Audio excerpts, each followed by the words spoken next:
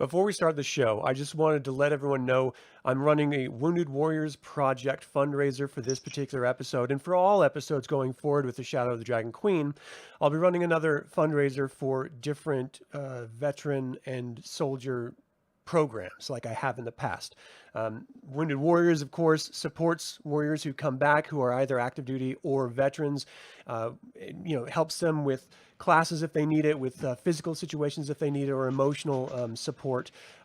None of this, any of the money that's raised is going to go to me at all. It's all going directly from you to the Wounded Warriors Project. I highly recommend you check out the organization, see if it's worth your time and your money. And if it is, awesome. If it's not, well, that's okay too. Let's start the show.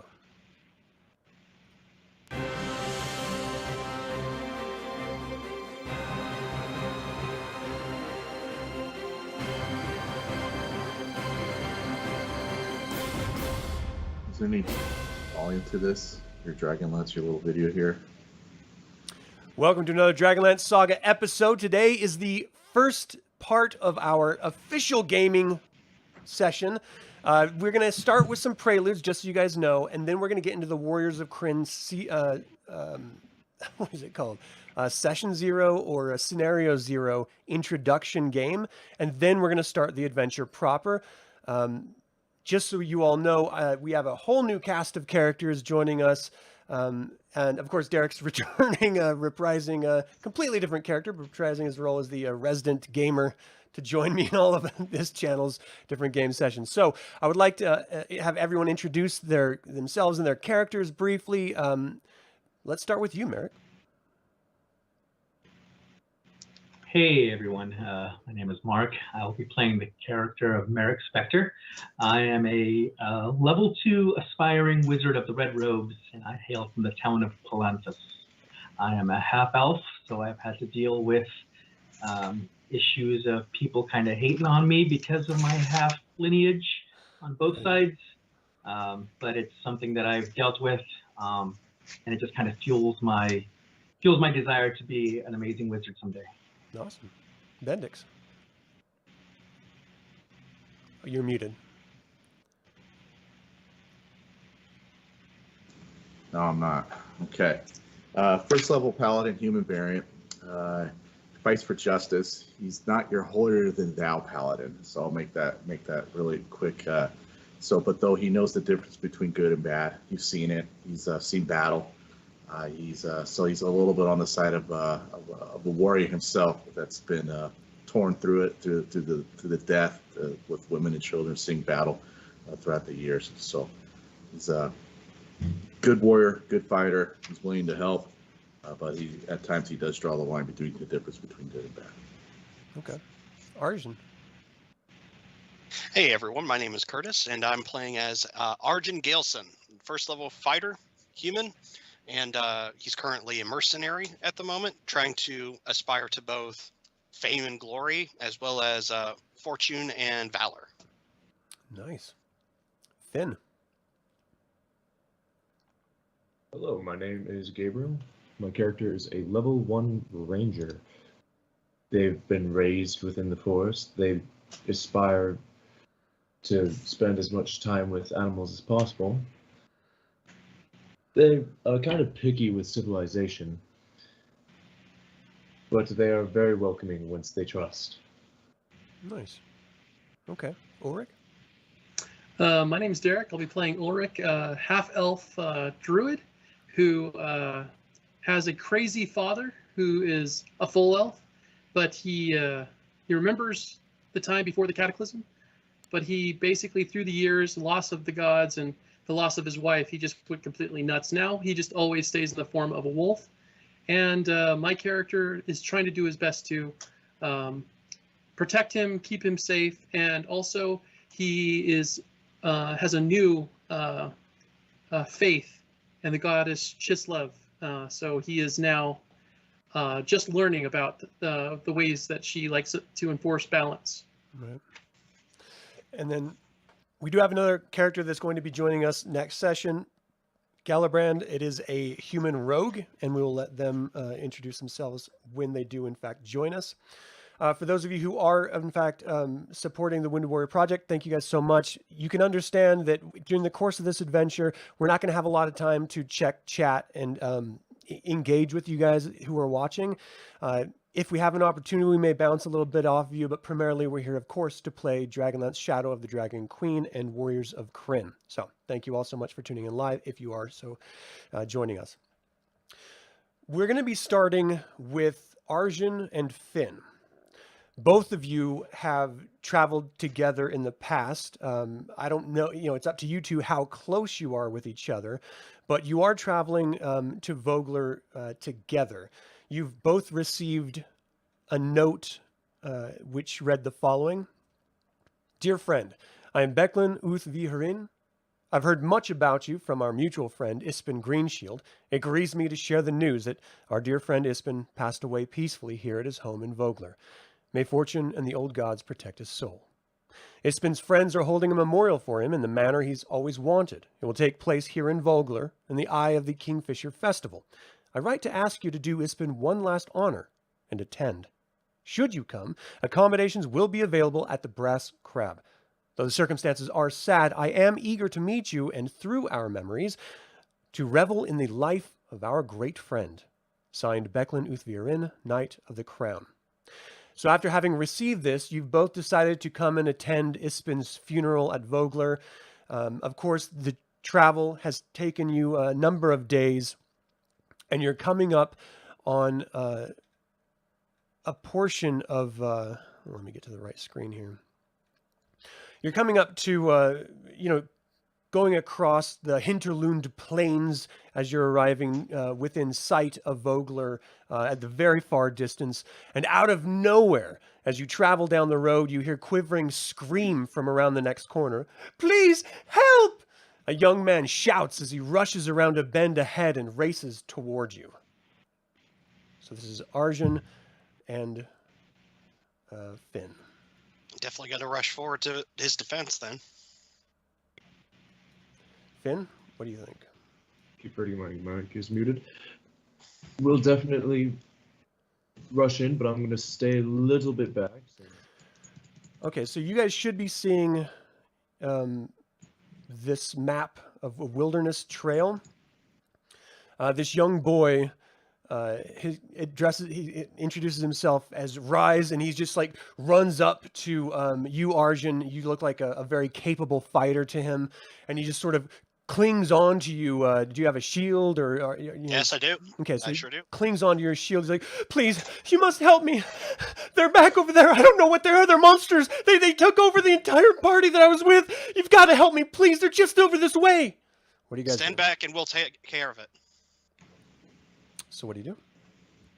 Well, we're gonna keep him behind us, and I'm gonna advance forward towards around the bend, see what he's talking about. Okay. He refuses to move at all. He's terrified, and he's definitely staying right where he is. Can I get a perception check from you both? A passive or... No, you're active.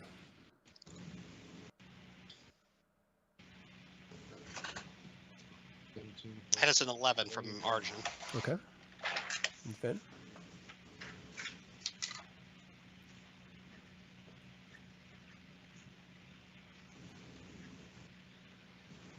Am I rolling 2 when you say Ben? No, sorry. Okay. Just trying to... That's I was saying Finn. Oh, okay. Sorry. Okay.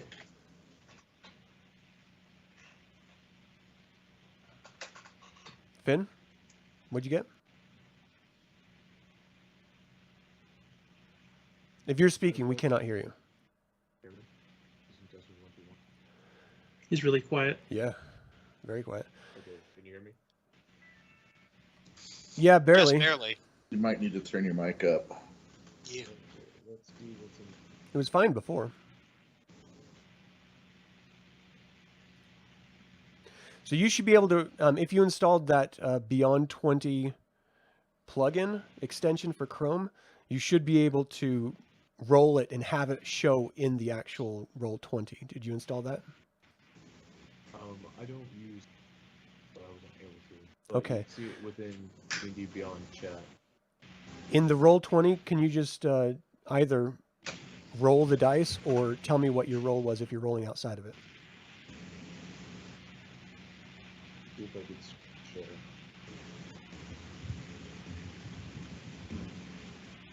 See that? You're showing in Skype. I'm not looking at Skype at all. I'm just looking at the Roll20 app, so I need you to tell me. I rolled a 21. 21? So 11 and 21. Is anyone trying to be quiet? You're just charging up the road? Or you, like, what's their plan here? I'd like to catch them by surprise so that we could potentially figure out what's before we do anything rash. Okay. Well, you guys can control your characters, so go ahead and move them up. As you get to near around the corner, if you're going to be going stealth, I need you to roll a stealth check for me.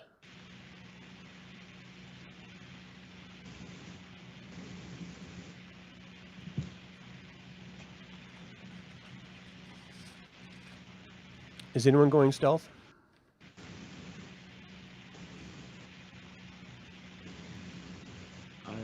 I am not. But I'm a part of this too, right? No, not yet. Right now it's just Arjun and Finn. Oh boy. Okay. Arjun is not being stealthy. He's wearing chainmail, so he probably couldn't be stealthy if he tried. Okay. Could, but at a disadvantage. Kind of blows up your opportunity there. Anyway, as you proceed around the corner, this is what you see here. Why is it not? Oh, that's why. You see these creatures none of you have ever seen before, pillaging this wagon surrounded by fallen individuals. A wrecked wagon lies toppled, surrounded by armored corpses. Strange figures pick through the remains. From beneath the figures' dark cloaks jut scaly wings and sharp reptilian features. So, Arjun, I can see you up there. I do not see Finn. Finn, did you move up to Arjun? I'm not able to move with the character. Give me a second. I'm not seeing that. All I see is on Roll20. I'm not seeing what you're showing here, DM. Oh, let me move it over to you then. Let's see. Here you are. All right, Finn, go ahead and try that again. There we go. So you're in Roll20, and you don't see this screen, Bendix? I do not. I just see what you're sharing in Skype, but not in Roll20. What are you looking at in Roll20? I just see three, which I can share my screen. I probably could. I just see a map with three, looks like the three icons. Did you zoom out? Of the encounter. Yeah, you might want to zoom out and move it. Oh, duh. Okay, let me try that. Okay, so you guys are not being stealthy at all. As Arjun, you're moving up and turn around, you see what I just described to you. You look at one of the creature who turns to the other two as they notice you immediately. And do either of you speak Draconic? I do. Or not them, sorry. Arjun? Arjun does not. Finn? I do. Not Ben. Finn? Gabriel? My character does not. Okay. So then you guys don't understand what they say. There's like pointing over toward you. You see these two immediately turn their direction and charge toward you. You actually see their wings jut out from their backs and help propel them forward as they speed down immediately toward you. Let's roll some initiative.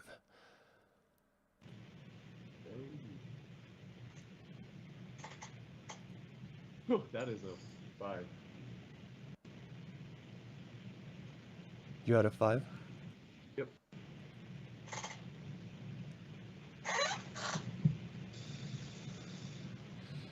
All right, so give me 1 second, and we will get this going. You know what? I don't remember how to add these damn people. You right click on them and you go to the top. There'll be add turn. Gotcha. And once you do that, they'll jump on. You just have to enter their manually. Enter their initiative. You just go on the turn order and just type the number in you want, and then Hit enter. Yep. And Arjun, what did you get? I got a 6. Oof. And Finn, what did you get? 5. You got a 5. Yep. Okay. So you see these two creatures. They notice there's only 2 of you here, so this one charges down to attack you. This one goes around to attack you. And this is something you've never seen before. If you look in the chat, that's what it looks like up close. It is a monster of a creature. It looks a lizard, almost dragon-like, but very humanoid. It stands about your same height, but very, very thick and bulky. And there's just this rage behind the eyes that you've never come across. I mean, if this was just a regular natural creature, you know, you could understand that maybe it's afraid or something, but this thing has intelligence behind its eyes, and it is really, really angry. So this first one comes up to you, Arjun, and you see in both hands it has two short swords, and it swipes both of them at you, just screaming in a language that you, quite frankly, don't understand. Would I be within range to Tell me what understand what they're passes for saying? fury amongst your misbegotten kind. Sorry, that's out of turn. I'm sorry, who's speaking? That's me, Chris, the Okay. paladin. Would I So- be in range to hear what they're saying? No, I know you guys are on the map. You're actually not here at all. Right Okay. now. All right. Just so you guys know, it's just Finn and it's just Arjun Got right it. now. Okay. So Arjun, what did you say? Come, show me what passes for fury amongst your misbegotten kind. What was your armor class? 19. Okay, so it hit you 2 times. Mm, You take a total of 8 damage. It's 4 from each hit. ow. Finn, this draconian comes up and it attacks with its 2 short swords. What's your armor class? Are you talking to me? I can't hear you, man. This is killing me. Are you talking to me? Yeah. My armor class is 15. 15, it hits you twice. You also take 4 damage. I'm doing average damage for these, so we don't have to waste time rolling dice each time. You take 4 damage from each successful hit, so that's a total of 8. I'm going to need you guys to be tracking your own damage. It's not feeding through on here. We'll figure that out another time. So, Arjun, it is your turn. All right. Let's do this then. We're going to attack the one right in front of Arjun, and we're going to go for with an axe strike with my battle axe. Nice. That is a 9. You see him easily parry that away with one of his short swords, and he just has this evil grin. I'll bash that smile off your face, and then as a bonus action, I'm going to, I believe it is Second Wind. Okay. And what does that do? As a bonus action, I can roll 1d10 and add my fighter level to the roll, and I regain that many hit points. Awesome. Okay. Well, I see it says a 4. That's how many you regained? Yep. Okay. And Finn, what's your turn? Oh, I'm sorry. Were you going to do anything else, Arjun? Nah, that's it. Okay. Finn, what were we going to do? Cannot hear you at all. I wasn't talking. I was looking at my options. Sorry about that.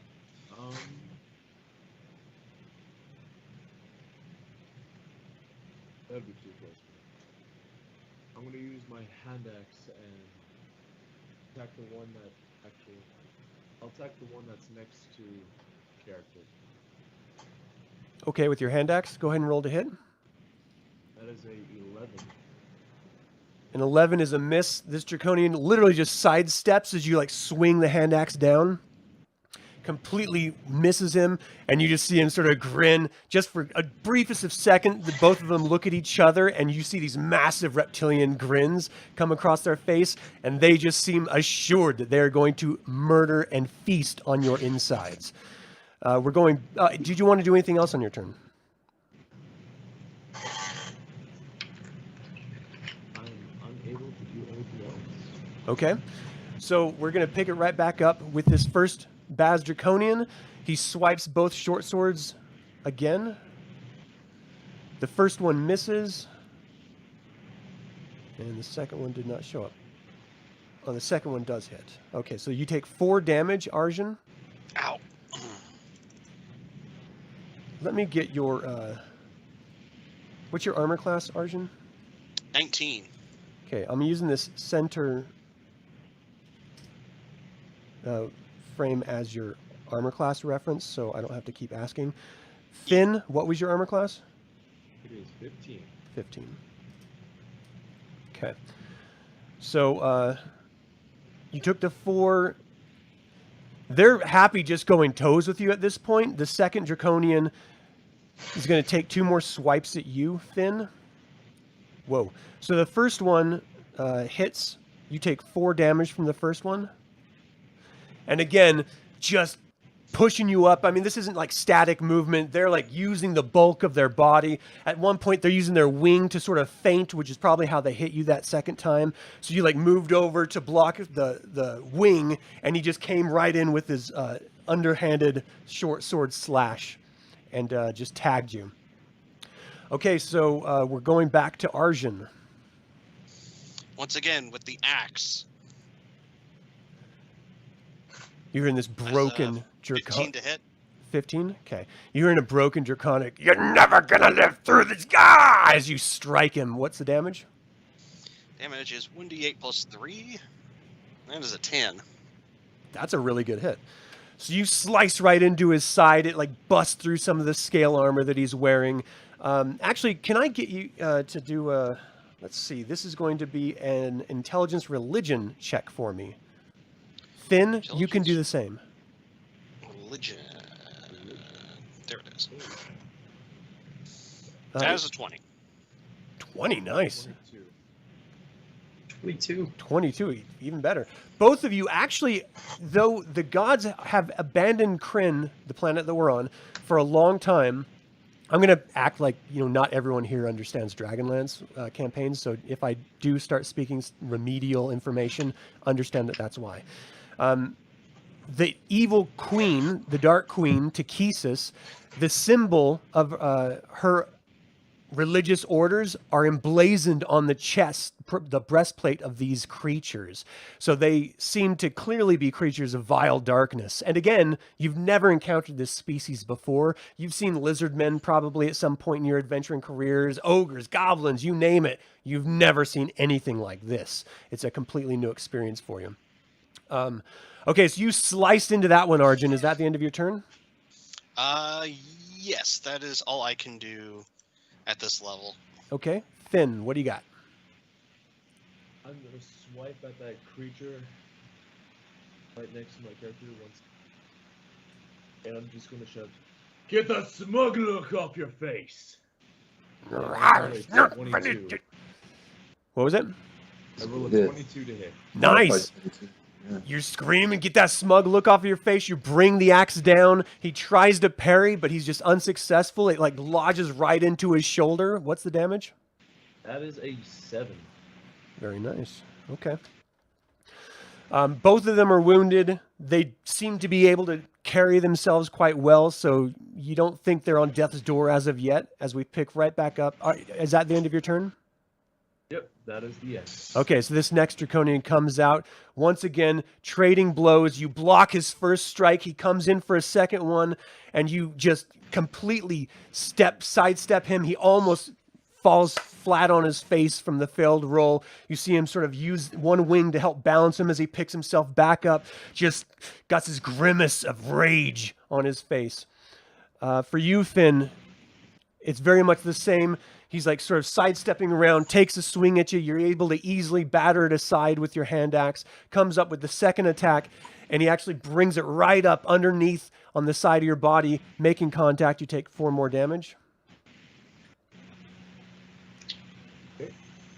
All right, so, gentlemen, we have some damage happening here. You hear from around the corner,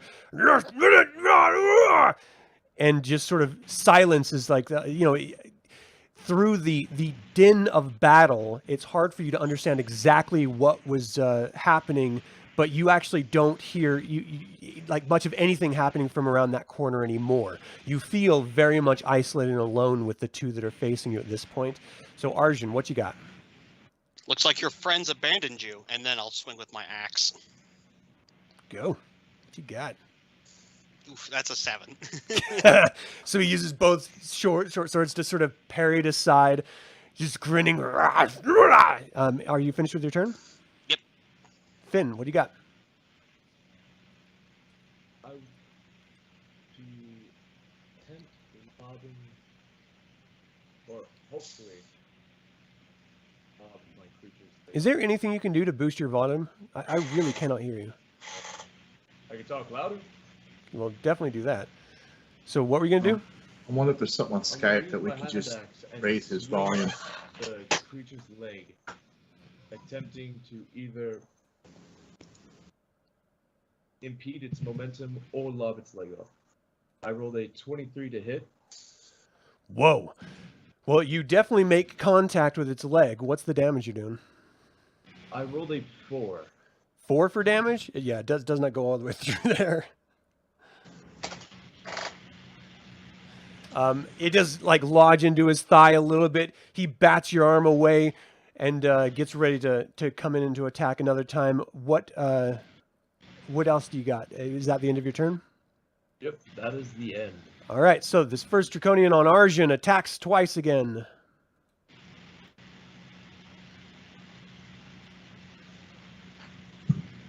The first one makes contact. You take 4 damage. Ugh. And going over to Finn. And the first one makes contact. And what's your armor class? 15? Yeah, so he connects with you and you take 4 damage as well. I've fallen. So you drop down. How far below are you? I just went into the negative. Okay. This is looking very bleak. At this point, Bendix, you actually hear a din of activity happening in front of you, like further in the distance. Physically, you're not this close as you are on the battle map. But let's see, Ulrich, who else? Merrick. Sorry, the names are really tiny. You all are traveling down the same narrow pathway at the same time. And whether you know each other, whether you've met, traveling as of yet is totally entirely up to you. But you're coming upon a scene where you see one individual lying on his back, bleeding out. You see this creature you've never, ever seen before in your entire life standing over him, and then turn its attention to the other standing individual that's fighting off 2 of these creatures.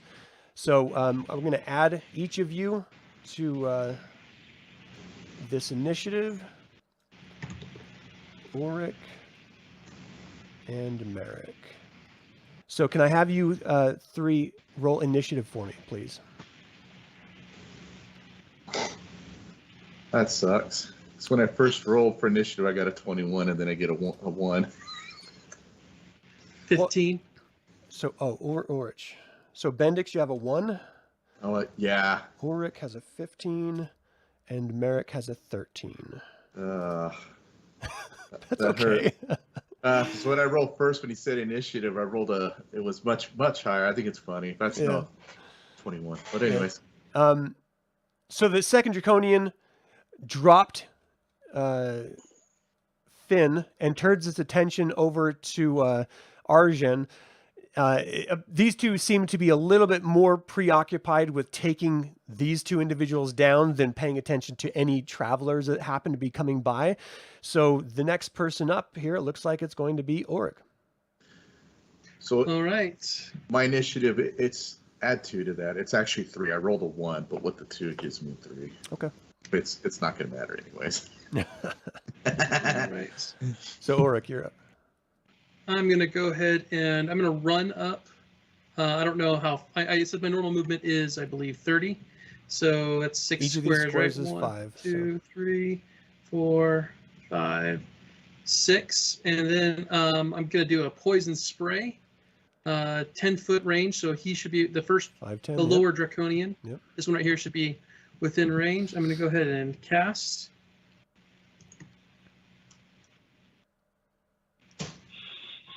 And I scored, what, does it automatically hit? No, it's got to roll the save. So roll to save. Might have a high con. Just so everyone knows, I am new to all of this stuff. So give me a second here. Cool. What's the DC he has to save against? 13. I am seriously not. Derek, you're familiar with Roll20, the GUI interface? Yeah, it's just So what does I he don't know, use? Is it Constitution to roll to save against that? Yes. The con Each save. ability score has a save associated with it. Gotcha. Okay, so he rolled a 20 for his save.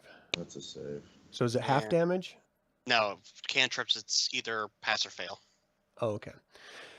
So yeah, whatever blast you did, you just see his wing come up as he just notices you out of the side of his corner of his eye, and it just takes the full brunt of it. It drops down. He turns over and looks at you, just and he spits this big hawking nasty loogie on the ground in front of you.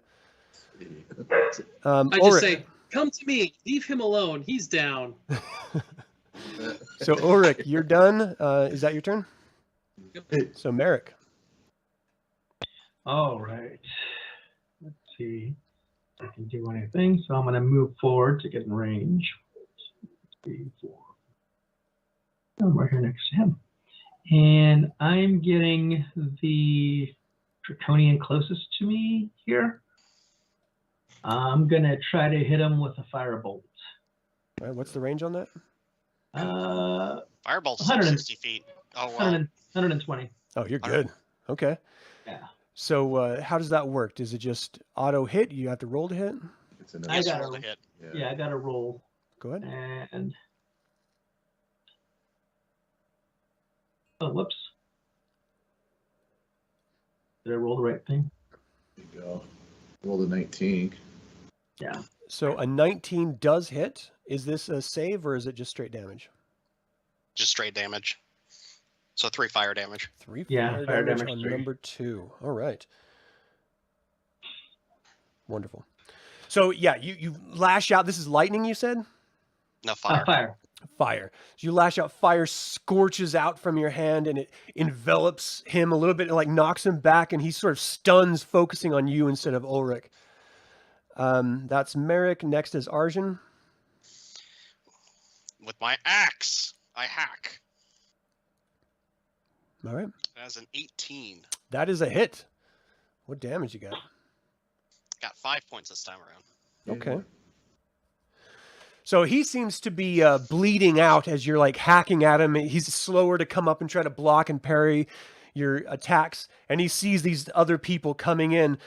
You look pretty wounded yourself. He's going to do his best to take you out before he runs away and tries to survive to fight another day. So he's going to take one slice at you.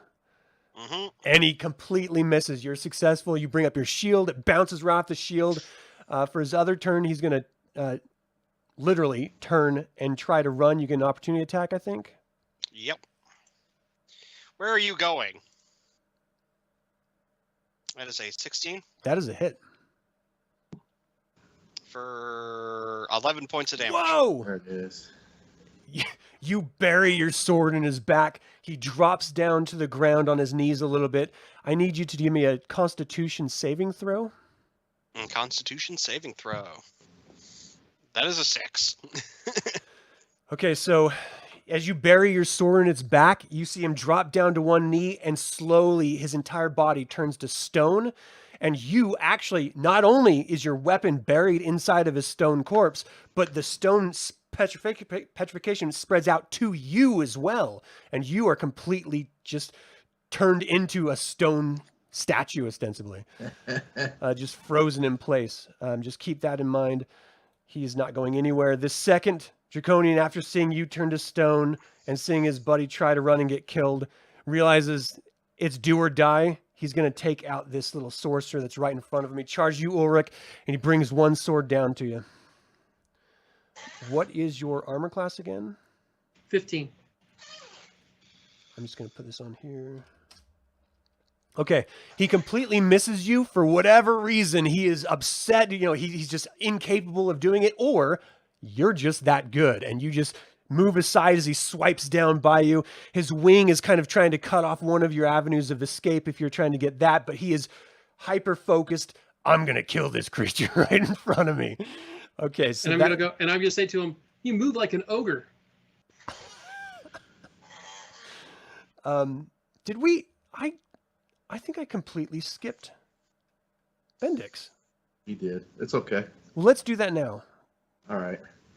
I have a smile on my face. I'm used to seeing combat, and as I look at them, prepare to feel my sword winged tadpole. Go up to him. Each score is 5, right? Yep. Okay. My movement is 30. I'm going to position myself there and attack with my sword. All right. And I roll damage instead. I'm ahead of myself. Let's try this instead. 23? That is a hit. I'll just take the damage if that's okay with Yeah, you, yeah. what I rolled. So that would be 7. 7 damage. Okay. Does he go down? Or am I rolling a con save too? He does not die. You see his eyes are glazing over. Blood is seeping out of the massive wound that you cut into him. And he sort of like drops down to a knee. His wing is sort of bracing the other side of him so he's not completely down and out. But he looks real Pretty rough. beat up. Like I'm going to use my Squire Precision Strike. So I did hit. What does that do? Can you read that? It's an ability. I'm trying to find it because I knew you would ask. And I'm trying to click on that. That would show what that does. It does give me an extra strike. It does give me 1d8 extra. I can use it twice per long rest. Let me see here. How do I show? Once per turn, when you make a weapon attack roll against a creature, you can use the attack roll to have advantage. If the attack hits, it's a d8, and add the number rolled as a bonus to the attack damage roll. I can use this benefit 2 times per long rest. Okay, But so it that uses sounds it- like it's a regular attack and takes place of your traditional attack, right? Does it say it's a reaction or anything like that? It says other. It says once per turn, when you make a weapon attack roll against a creature, you can use the attack roll to have advantage. Okay, so you did damage with that because you only get 1 attack per round, right? I do. I thought this was an ability on top of it. That's But not you, how this- I mean, what I'm going to say is you can add that extra damage and assume that that's what you were doing the whole time. If you'd like. Okay. All right. So just give me that extra damage. Okay, got it. And 5 more. 5 more damage. 12. So I'm going to need you to do a Constitution save for me. Oh boy. Here we go. I can roll it. 12. 12. Okay. So you are successful in bringing your sword out before the creature turns to stone. And you're safe, Ulrich. This is a regional thing. You actually see a little bit of gas come out of the wound. I'm going to need you to save as well because you're within 5 feet. All right. And it's a con save? Yeah. All right. I got an 11. 11. That's exactly what you needed. So you were successful in like sort of pedaling back a few steps to make sure that none of this mist surrounded on you. And this guy completely drops and crumbles to stone. So, gentlemen, you have just successfully completed your first combat situation. We've got a downed person. We have one that's stone. And after 1 minute, anyone that was turned to stone stops being turned to stone. They sort of come back to life. Carbonite freeze. Yeah. So Can I heal? Can I heal? Do you Flynn? just want to save that, Flynn? Derek? And then I could just lay on hands just to get him up? Sure. Let me see if I can bonus action, reaction, other. Just trying to get used to this setup. Where's my lay on hands?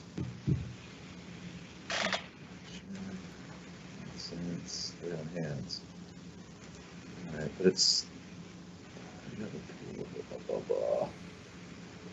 trying to figure out where I can roll for that here, and I'm not seeing it. you can That just would be use roll under- 20 to roll if you want. Okay. If it If you doesn't go to your have any- spells under your stats, and you go to the left of the spell. It should have a roll for it, or the ability. Okay, give me your big head, because when you talk, the screen comes up, Derek. Oh, found it. Please hold. Wait, damn it, wrong button. Sorry, guys. Why can I not? Oh, for fuck's sakes.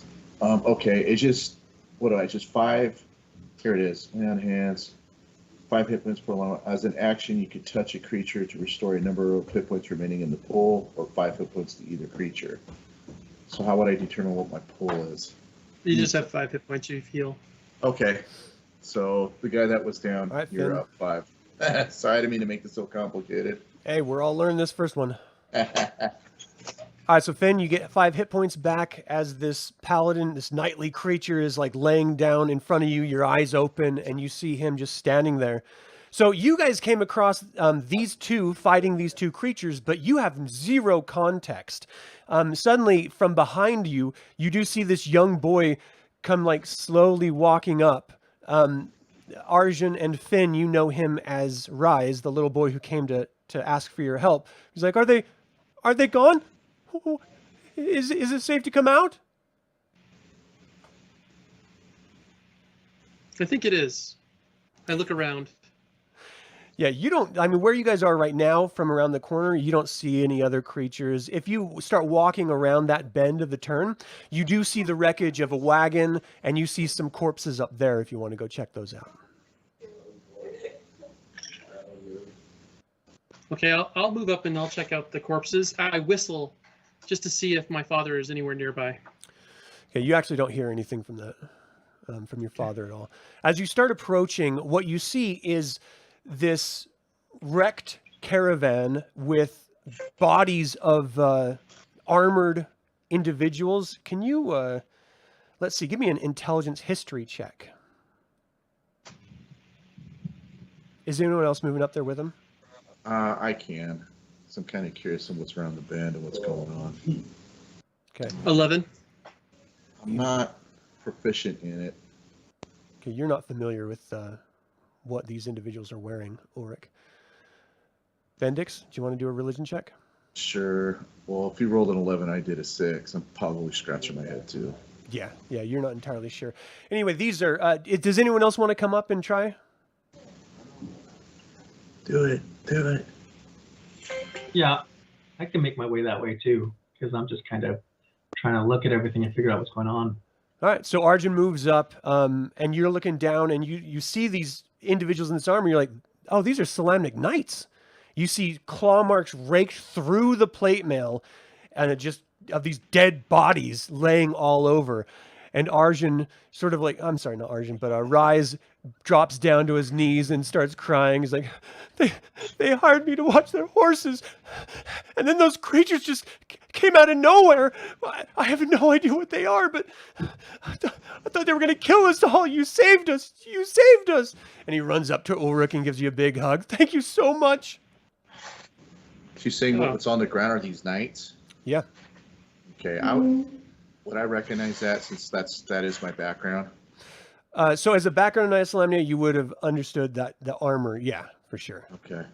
So you're looking down there, and it, that at first glance, you didn't pick it up because all the blood and all the, claw marks raking through this insignias. But on further investigation, you're like, oh no, yeah, I know these. These are soldiers. These are Knights of Solamnia who've just been died. Now, right now in the world of Krynn, Knights of Solamnia aren't exactly welcomed everywhere. A lot of the world sort of sees them as having, if not overtly caused, certainly not having stopped the cataclysm that happened over 350 years ago. And so people hold grudges apparently because the Knights of Solamnia are just sort of, looked, sort of down on. And in southern Ansalon, the continent that we're on right now on this planet of Krynn, in southern Ansalon, there's some places where they're outright attacked if seen on sight. That's how badly people react to them. But anyway, you see their bodies. Are you guys going to investigate the area? What do you want to do? I'll start searching the area, looking to see if there's tracks where the other ones went, which direction. Okay. Finn, if you want to do something, just like yell it out, because I really cannot hear you if you're talking at all. I'm trying to talk while I'm on mute. I thought my character was down. Hey. I thought I healed you, didn't I? Yeah, I'll look Finn, to you should have rise. 5 hit points. Oh, I did not hear that. That is my bad. I'll look to Rise and ask him, what were the names of these men? He looks up at you. He's like, I really didn't know them personally. This, I believe, I his just name. need the names. I just need the names. Well, this gentleman's name was Charles. I believe they kept referencing this one as Scab, but I'm assuming that's a nickname of some sort. If you look over here, this gentleman, his name was Eric. I mean, I didn't really know them. I knew their horses a little bit better, but Calm as soon, down. I just need the names so that if we come across a priory of the Solamnic Knights, we can report their deaths. he informs you Without if their you guys want to armor. maybe search their private belongings, maybe there's some sort of reference there, but he really I'll doesn't definitely know search anything for other that. than what he gave you. Yeah, I'll definitely search for that. I'm going to have him round up any horses that are still alive. Give him something to do. Okay. So he goes off to try to find the horses. He's clearly, he's just a kid. I mean, he doesn't Yeah. really understand tracking That's or anything why like that, but you got to give them something to do when they're panicked like this. Like, is this how it is? he looks over at you guys. He's like, could someone maybe come with me? What if there's others of those things out there? They would have come by now because they would have heard us fighting. So, Arjun, you did see that there was more there earlier, but they're not here now. So, you Probably can were just not. assume that they had, in fact, left or whatever. But, yeah, that's why he's terrified, because he knows that there were more than 2. I'll go with him. Okay, Do so I see any tracks? Which direction they went? which direction the draconian creatures went? Yeah, because there should be tracks all over the place, right? Well, let's do a check. I mean, you see, Nature? this is a well-traveled road, right?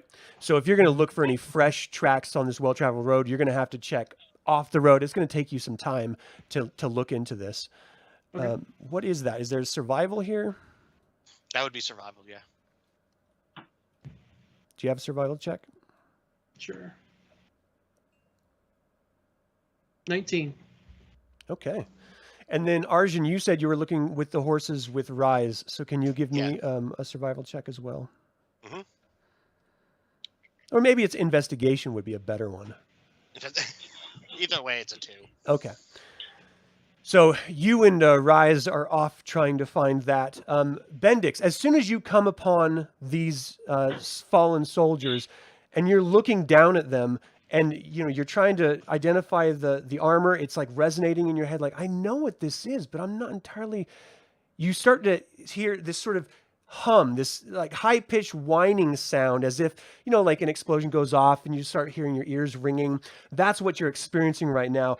Everything turns black and white, and you see the corpses of these fallen knights of Solamnia sort of lift up off the ground as if by the chest, their limbs and their heads loll backwards as they're being lifted up, and you see silver start pooling out of their mouths as like this liquid substance in their eyes and ears, and this just starts gathering on the ground. You're starting to look around. You don't see anyone else here with you at all. And as this silver is pooling out of their bodies, it's forming this triangle on the ground all around you. Shocked, you're sort of stunned at what's happening at this moment. You're not really sure how to take this.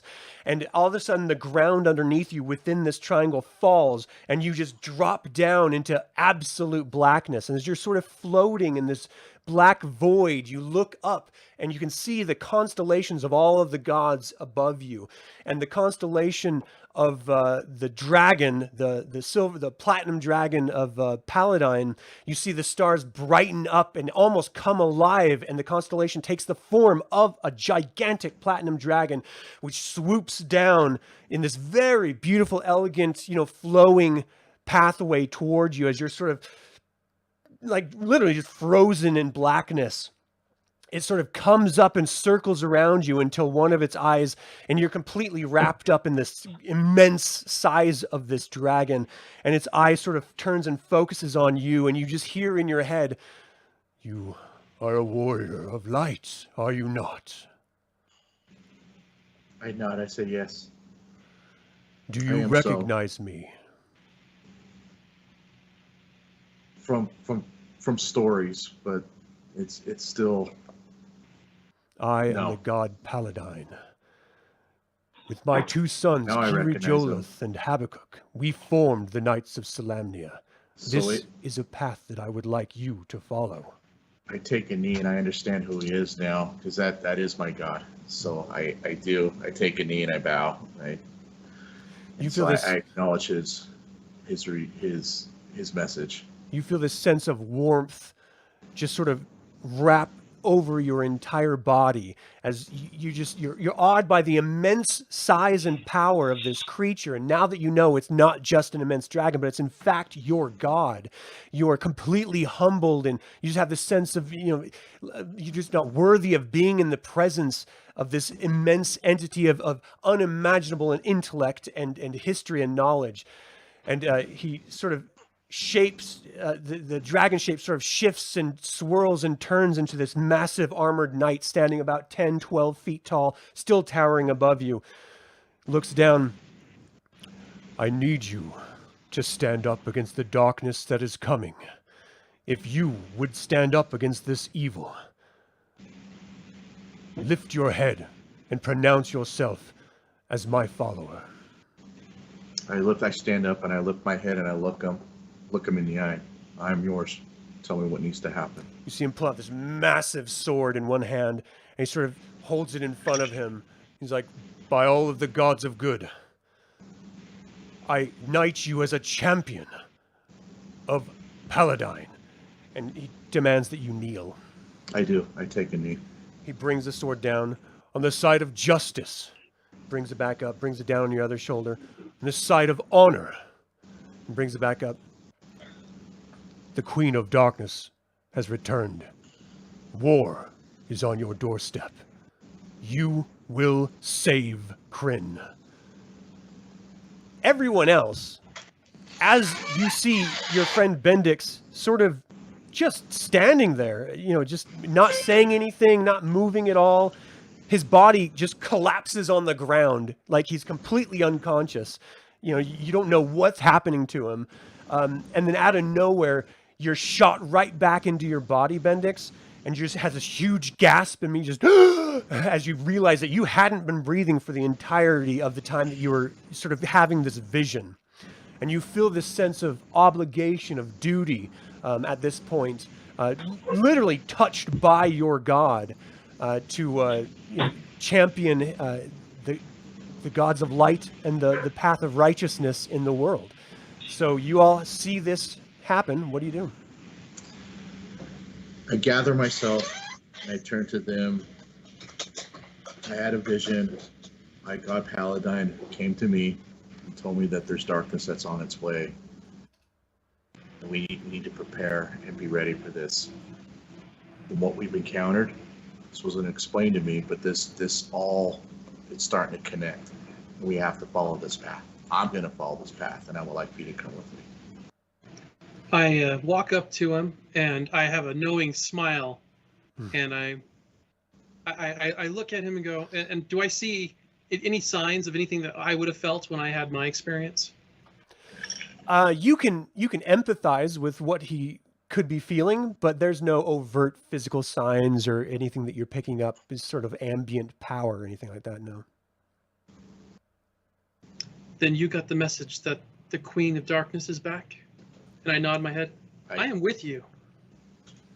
And we shall move forward. So for everyone else, like Finn, Merrick, Arjun, you have no connection to the gods of good or the gods of evil at all. Merrick, the gods never left because you're a red robe sorcerer, and Lunitary has always been there along with the other gods of magic. But for everyone else, the talk of gods is pretty absurd considering they don't even exist at this point as far as popular understanding is. And in fact, most people blame the gods for having destroyed Krynn in the 350 plus years ago. So however you want to react is fine. Just understand that this is similar to people starting to talk about Scientology. They're like, oh no, there's aliens that came down and they inhabit your body. And I assume this is the talk of crazy people. Yeah. But Finn, what's that? Can you like yell or something? I really can't hear you. I'm gonna look at the people next to me and point at the two people that seem to understand what's going on. So what in the world just happened? 1 second he's standing, next second he looks like he just lost all forms of life and now standing like never happened. What just happened? Do I recognize he looks like a ranger? I mean, what do you look like, Finn? I mean, do you overtly look like your picture here? Yes. Okay, then yeah. I look at him and I say, nature has come to me. Cheslov is there. The gods have returned, as well as the dark gods. And we must stand against the evil that is coming. And I am a druid from Lemish. I have just been pulled under the same experience that our friend here just experienced, but with Cheslov, the goddess of nature. And I back up Derek's tune as well. Let them know that the vision that I also had was from my god Paladin. Paladin? Yeah. All right. And I explained to them that there's great need of us to help. And as I turn to the one doing his ears, you must believe. And I roll an intimidation check. Oh, jeez. To Arjun? Yes. All right. And 14, 20. Not anything mad, though. You'll see as you come forward with us, and you will see, and you will be a believer soon. Yeah, he's very confident, Arjun. What's your... Literally came out here to go to a funeral. Now, not if you're behind me, that won't I'm happen. with this man on this one. I'm only out here for a funeral. I don't know any of this. Are you going to the funeral of Ispin Greenshield then? Yes. So was I. Well, then clearly you can try to persuade me on the way there. Yeah. Great. He has pamphlets, so you'll have to, I'm you'll have some sure he reading. does. There you go. I'm sure he has a. Have you heard the good news? Tithe The box. meaning of life. Okay. I have a message for you. So now, Bendix and Ulrich, you can use your magic, of course. You are both second level. Everyone here is second level at this point. If your character sheet is first level, you'll have to level it up. That is the end of the preludes. We just finished the... I'm sorry. Question. The Scales of War, one second. The Scales of War prelude and the Broken Silence prelude for you, Bendix. So go ahead. The plate that was on the fallen soldiers. Yeah. See where I'm going with this? Well, it is actually like cut completely scarred up and like unusable at this point. Okay. All right. But if you guys search their bodies, someone said that they were searching. I just need an investigation check. Would these soldiers have dog tags? Not dog tags, no, but like their family crests are going to be on like epaulettes and stuff like that. Got it. You said to roll an investigation check? Yeah, for whoever was searching the bodies. Okay. I think I recognize the knights now, so I also have interest as well. Since I feel that my brothers have fallen, so I want to know who is it that has fallen. Yeah. You do know that there are fewer Knights of Solamnia around right now than there have been in previous decades. But you definitely, you're a squire at this point, so you don't really know anyone personally. You do know family names that are more famous. None of these individuals carry any of those names, but upon searching, you do find 3 long swords, 8 days worth of food and water, and about 40 gold pieces totaling, and everything. So as you guys are searching that, Arjun, you went off with Rise to go try to find the horses. Yep. Can I get another investigation check or a survival check? Sure. That is a 16. 16. Okay, at this point, you've completely lost where those horses might have run to, and you need to get back if you're going to be attending that funeral. Yeah. So you can't really continue searching. Rise told you that as you guys have been, for like the past hour and a half, 2 hours searching, he told you that his hamlet is not too far from here, and he can just run there on his own if you guys can take care of those bodies and do something with them on his behalf. We can give him a quick burial, certainly. Okay, so he asks you. He's like, I hate to even bring it up, given the circumstances of how it turned out, but now that everything seems to be safe, I was supposed to be paid for this trip, and I wouldn't feel comfortable taking the money from the corpses, but perhaps maybe you could. How much was agreed upon? They were going to give me 2 silver pieces for the taking care of their animals. I give him 2 gold pieces and just be like, you just go before they come back. Thank you. Oh my God, thank you. He gives you a big hug. Oh my This is God, I'm on amazing. a schedule here. So he takes the gold and he just takes off back toward his home with this renewed vigor. He's rich at this point. Like, this is more money than he's ever seen in his entire life. So you head back to the broken wagon and corpse area. What are your plans at this point? Gotta break out my shovel and start digging a couple graves. All right, is everyone going to help? Yeah, I'll jump out with my torch and start using it as a pick. Okay. Is there anything left of like those new weird creatures we fought? Like clothes, anything that I can go and check out? Actually, kind of everything that was on them had actually been petrified when they initially died, and it has since crumbled to varying size of dust to broken hunks. Nothing usable at all.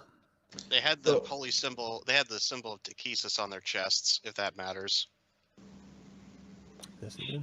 While we're doing this, would this be considered? Can we long rest? I mean, as we're This is activity, so it wouldn't be a long rest, but you guys can go ahead and take a short rest if you want.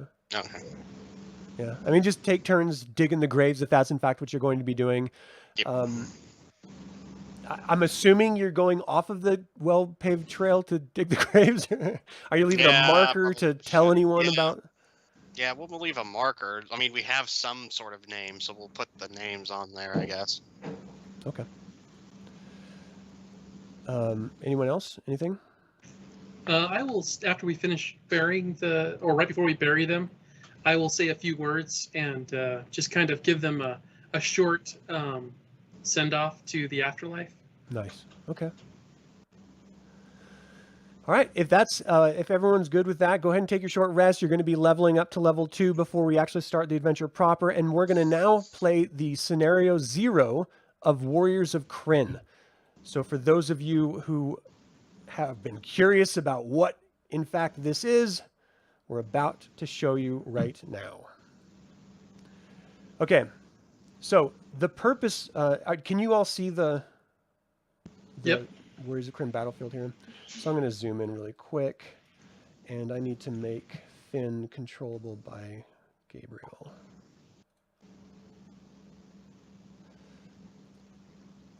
While we are waiting, Yeah. I rolled a 22 on religion when you asked us to roll the religion. Oh, okay. What was the name of the religion or god that? Yes.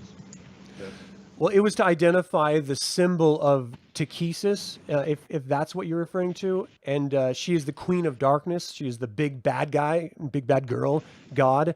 She's in control of the entire pantheon of evil deities. And there's been rumors that there's some sort of war coming from the east, though at this point in Hinterlund or Estwild, no one has really seen or heard anything of any substantial facts. So again, it's just rumors at this point.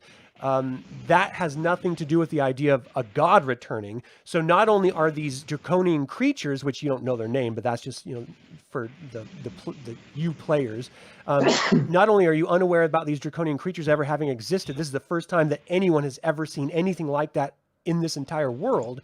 The fact that they were wearing the breastplate with a symbol of Takhisis on it is insane, because the gods were supposed to have left. Now you know for a fact that the gods are here because you were just healed by a paladin, and you know that Ulrich is claiming to be a druid of Chislev. So suddenly all of these gods are making an appearance, this new species of monster that literally took you down and almost took down everyone else, are showing up as well. This does not look to be like a peaceful visit to your friend's funeral. Okay. Does that answer your question? Yes. Okay.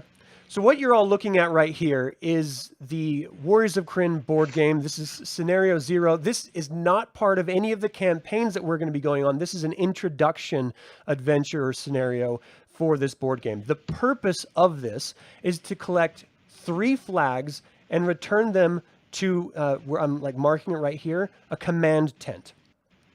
Now these flags are shown as these little exclamation token markers. There's 3 of them here.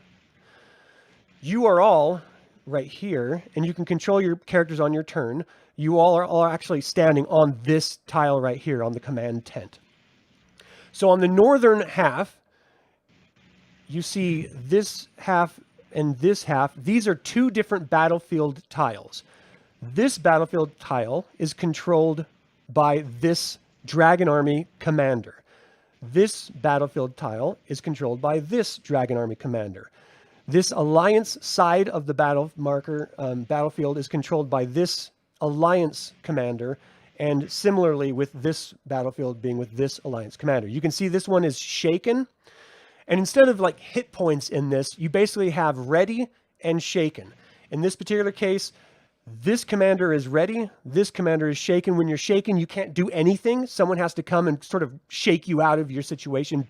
Ostensibly, you can think of that as healing or tending to, or, smacking them across the face, whatever area you want to refer to, forcing them to walk it off. But if you are ever shaken, just understand you can take up to 4 levels of stress, which you can see on your character cards here. It goes up to 4. Right now, your stress marker is on 1 or on 0. If you start to take hits, or you start to have what's called woe, it's a icon on the dice that I'm going to be rolling on your behalf, then you will take a stress marker, and you will eventually, if you get to 4 and beyond, you will be dead, ostensibly just being too shaken and able to do anything. So, again, the goal is to collect those object tokens, which are flags, bring them back to the command tent that you're starting at. You have a couple things in your way. Not only do you have these creature markers here, there's one here, one here, one here, and one here. These are vile creatures, like basically just bad guys that you have to fight before you can move on. And then, of course, if you're going to be ever find yourself on a battlefield tile, you're going to be able to assist the battle with your own cards that I sent you screenshots of on your phones, with your different abilities, or you can actually take some of the hits on behalf of the army, and again, that's going to raise your stress level, but it's also going to alleviate the other forces, the good forces, from having to take stress or possibly die. So if a battlefield soldier right here, you see one here is upside down, that's stressed, and the rest of all of these others are right side up, and those are ready. So if a stressed troop is hit with damage, they're immediately dead. If a ready troop is hit with 1 damage, they become stressed. If they're hit with 2 damage, they die. We are not necessarily trying to defeat the Dragon Army in this scenario. We're just trying to get the flags to the command tent with an equipment card. The only way to get an equipment card is to go to this tile and complete a challenge. And you can see on the tile, and all of these actually have stat references. So on the tile that you need, it says draw 1 equipment. Let me move this. Draw 1 equipment card. Once you get to this tile right here, you can see Dex there. You're going to have to do a Dex challenge on your turn, whoever gets there. It says a 2 there. You have to roll 2 or more successful dice hits in order to complete that challenge. And that goes through with any of these. So this Goblin Poisoners has a con 2. You're going to have to roll 2 attack die successfully in order to defeat that Goblin Poisoner. You can't ever take a flag from a tile if there's a vile creature on the tile, like a monster. And if you pass through a tile that has a vile creature on it, you're going to be taking 1 damage automatically, which it basically is like an opportunity attack that it takes on you. Okay, so let's talk about moving. So on your turn, you have 4 actions that you can take. Now, those 4 actions are personified by moving, instigating like a combat action, like a conflict is how they refer to it, initiating an encounter, like grabbing that equipment card that I just mentioned before, or let's see, moving your hero, or playing any sort of free action cards. You guys have 4 cards, and you have 3 powers on each of your class cards that you can use too. So those are the different things that you can do. Again, this is all going to be much easier once we actually have someone go first, and you'll see how it's done. So let's talk about the cards that you have. So you have ability cards that look like this. It tells you right on the ability card what it can be used for, but you can also discard these to use the powers that are on the class cards that I gave you. So in order to use any of these powers, you have to expend that abilities card. So in this particular case, the only red one, the strength one, is this bottom, which is called Call Archers. So you would have to discard one of these in order to use that bottom power. But you can also use ability cards, not just for the reference here, but you can also use them to bolster your dice. So, for example, if you moved onto a tile with a creature on it and you wanted to attack that creature, well, to move there is one of your 4 actions. To attack a creature is another action, so you've just used 2. That only gives you 1 dice to attack. If you discard one of your ability cards, that gives you an extra die. So then you would have to use 3 of your die to try to kill this creature. But that gives you 2 dice. So you roll the 2 dice. Whatever's on those 2 dice, you either defeat it or you don't defeat it. And then you still have 1 more action because you had a total of 4 and you only used 3. So we're going to walk through this, and I'll just continue explaining how this works as we go. But it'll be a lot easier once we actually start here. So we're going to start with whomever I have right here. Ulrich, you're the first one over here, so we're going to have you go first. And again, we are timed here. We only have 3 key moments. These key moments are represented by event cards that are randomly shuffled. So when a key moment comes up, I move that tracker to 1 and then 2 and then 3. If we get to 3 before getting those 3 flags back to the command tent with that equipment card, then we've lost. So we're going to have to deal not only with the vile creatures that are in our way, we're going to have to deal with the outcome of the battlefield all around us. If the Dragon Armies take control of the battlefield before we finish, we lose. If we get to the tracker of the 3rd key moment, we lose without successfully defeating it. So we need to be strategic on how we're going to do this. So, okay. Derek, you are right there, right exactly where you are. You know what? No one's watching this. I'm so sorry, guys. You do get to see it. I did not mean to have you guys out of the loop this whole time. Let me just show you what this all looks like really quick for everyone watching. I'll be showing this screen over and over and over again, so you'll get to understand it as you're watching this, but just so you know. Okay, so you are on the command tent. Now, on this command tent, I'm just going to scoot you up for a second here. Some of these adventure tiles, which is what these sort of triangular shaped tiles are, some of them have abilities that you can use. This one says, add the reinforcements event card, 11, to the bottom of the event deck and flip this tile. In order to use that ability, you would have to do that wisdom challenge. So you would have to beat a 3 unless you use, if you have wisdom as a mastery. So let's go back to this. Every class has different abilities that they're associated with. The abilities on this side are considered mastered abilities. So this ranger has a mastery of dex and strength. If he comes across a challenge or an encounter that's dex or strength instead of whiz, it actually drops down the difficulty by 1. So if his said whiz, it would be 2 instead of the 3 shown. That makes it easier because you're better at that type of an encounter. Now, you don't have to do anything here, but if you want to, you can. Okay. Well, let's do it for testing. I do have wisdom Okay. as a skill, as a mastered.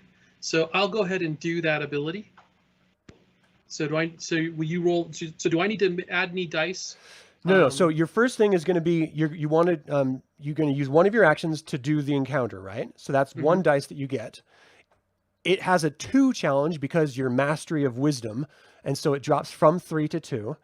Now, if you want to have more than 1 dice, again, on each of these dice, there's this symbol, which is called woe, which gives you stress if you roll it. You have this symbol, which is 1 damage, and it has this symbol, which is 2 damage. Now, of course, the more dice you have, the better opportunity you have of getting that 2 to complete this challenge. And to add a die, I spend a card, right? Yeah, so basically you just turn one of your ability cards over. I'll be tracking that on my end. You just let me know which one you want to turn over. I'll do one of the wisdoms. Okay. Okay, so now you have 2 dice. Is that all you Okay. wanted to do? Yeah, I'll roll Okay. with that to see what happens. So these 2, you have 1 hit and 1 blank, which blank means obviously nothing happens. So you were not successful in completing this challenge, and that was 2 of your 4 actions that you could take. What do you want to do now? I will do the same thing again. I'll spend my other wisdom to do the same thing. Okay. So in this particular case, you got 2 sword ups. So you actually successfully do that. Let me see here. And like an idiot, I actually didn't do something I was supposed to. So the way the turns work is the very first thing you do is pull an event card, and then you do your actions, and then we move on from there. Event cards actually tell you this first half what to do immediately, and the second half is for the battle phase, which is the last option that happens. So in this particular case, it says, unrelenting soldiers, right now, add Dragon Army foot units to the active flank until they equal the number of Alliance foot units on that flank. So what you guys can see here is, where'd it go? There it is. You see the left flank active marker there, the blue marker, and then you see the right flank marker here. So it's red, meaning that that battle commander does not attack on this turn. Only the green active flank does any attacking at any given moment. So this is saying that I need to add Dragon Army foot units to the active flank. Well, in this particular case, there are no openings for foot movements. So this is the foot soldier token. This is the ranged attack missile token. And this is the mounted combat.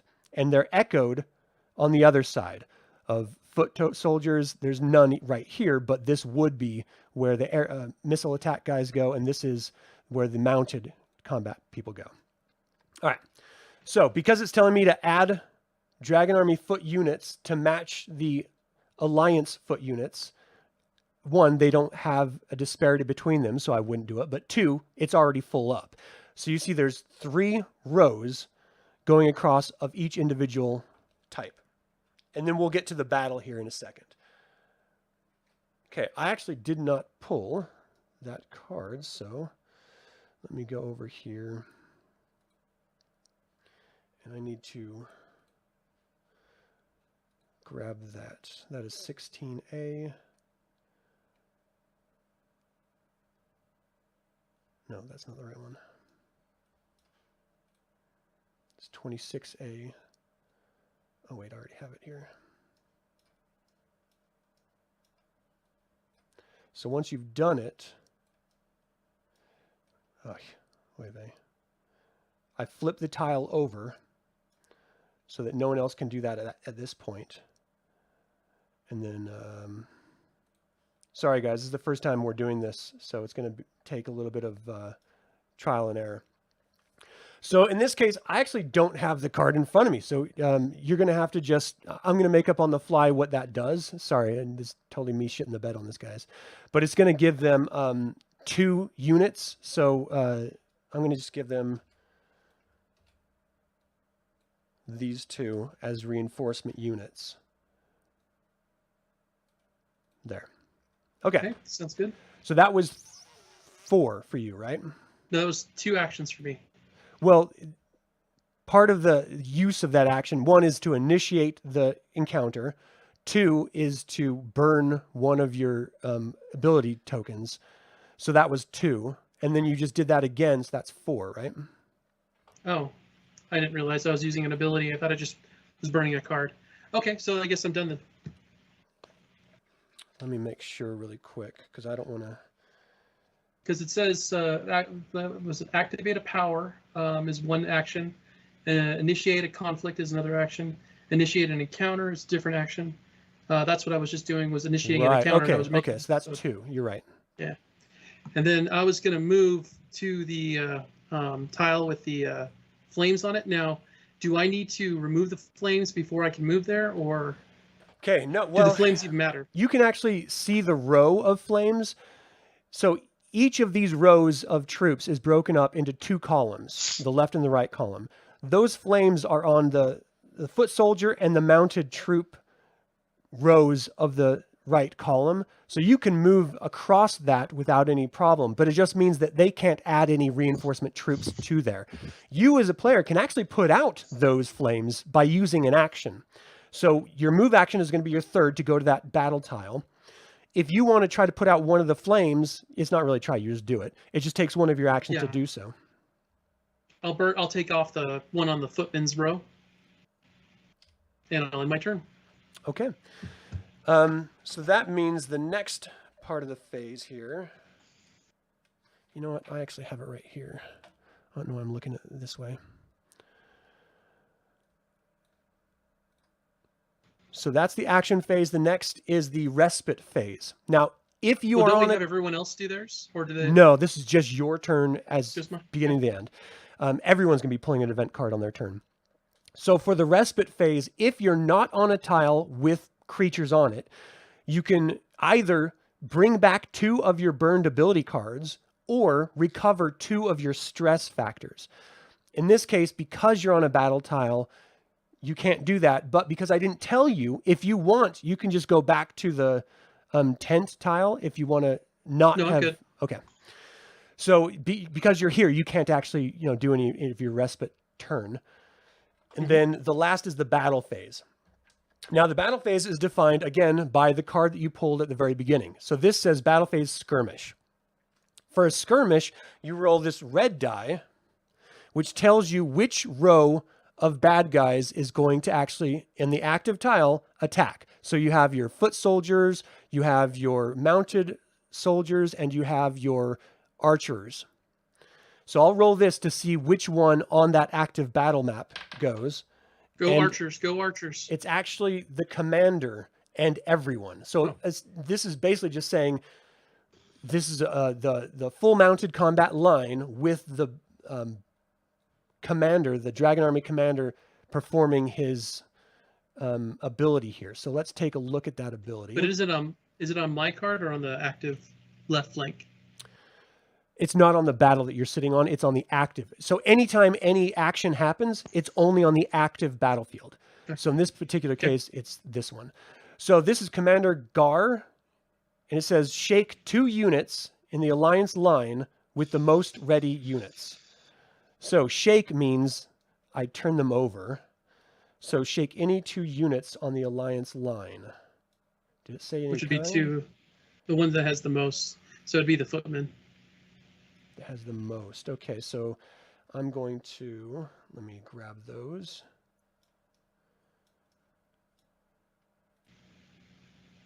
I think that's that one.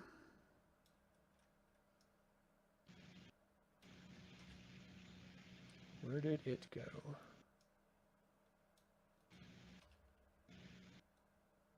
So I'm going to have that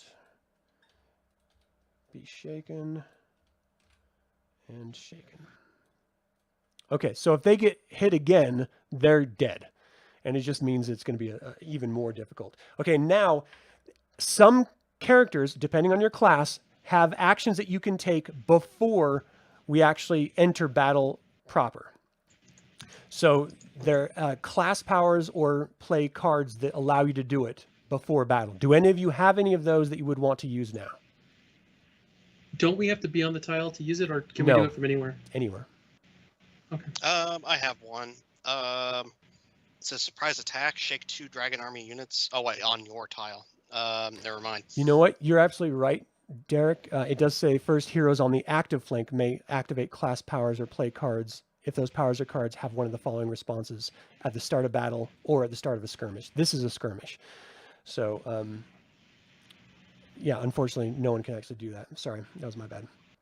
Okay, That's so cool. because it was a commander with the mounted horse column, it's this, I keep hitting the wrong one. It's this line, this row here that goes. And the way you resolve combat is you compare the row that's going to attack with the row that's going to defend. Whoever has the greater number is actually the one that attacks. In this particular case, they have 6 against 4. So what we do here, that's the combat strength. Yeah, the Dragon Army has the higher combat strength, so then they get to roll dice. Right.